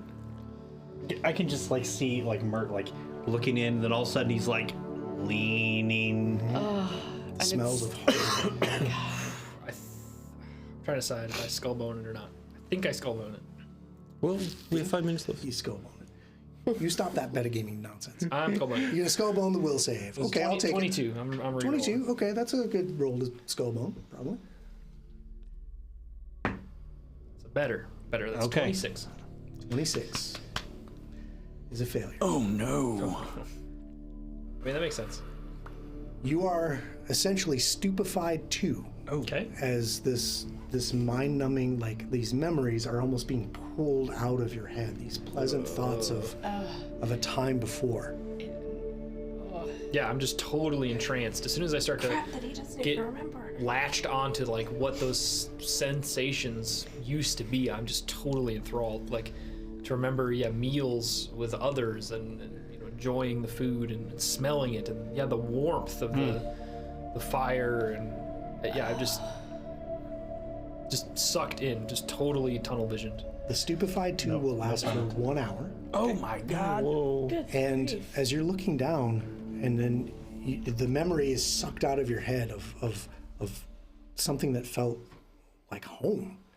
And then you look up and like you look around at your surroundings, you see this person at the door watching you. You look around at this. What? How did I get here? You have no idea how you even got into this building, and everything from, well, I would say you don't remember how you got into this room. Okay. The last thing you remember is watching Amon knock Yeah. on the walls with his shield. That's the last thing you remember. Oh dear. But I've snapped out of the vision for the moment. Snapped out of the vision for the moment. Okay. But I'm now just standing next to this hole, but I just remember being in the other room. Yeah, I'll just So what happened? I'll just turn like kind of like with this blank look on my face towards Lysander. You said you've called it out, right? Like kind Yeah, of what was there's some vapors enveloping Mert that? Like around his body? around his head. I don't Around his head? sucking him into this hole. Mert, come here. Turn, look blankly at you guys, like, guys, where Mert, come where here. are we? Get out of that room. I look back down at the hole, and then see that odd red wrapped figure. You can almost smell fresh bread being baked down in that hole. What? Where am I? When he doesn't move, when I say get out of that room, I go in. Okay. I walk up and I put my hand on his chest and I cast Clear Mind. Whoa. Okay. So I'll need a Counteract check. We went over this, and I'm actually last. We did. I have a DC. Ooh. I'll use my second star chart for the day. Okay. It's +1. Okay.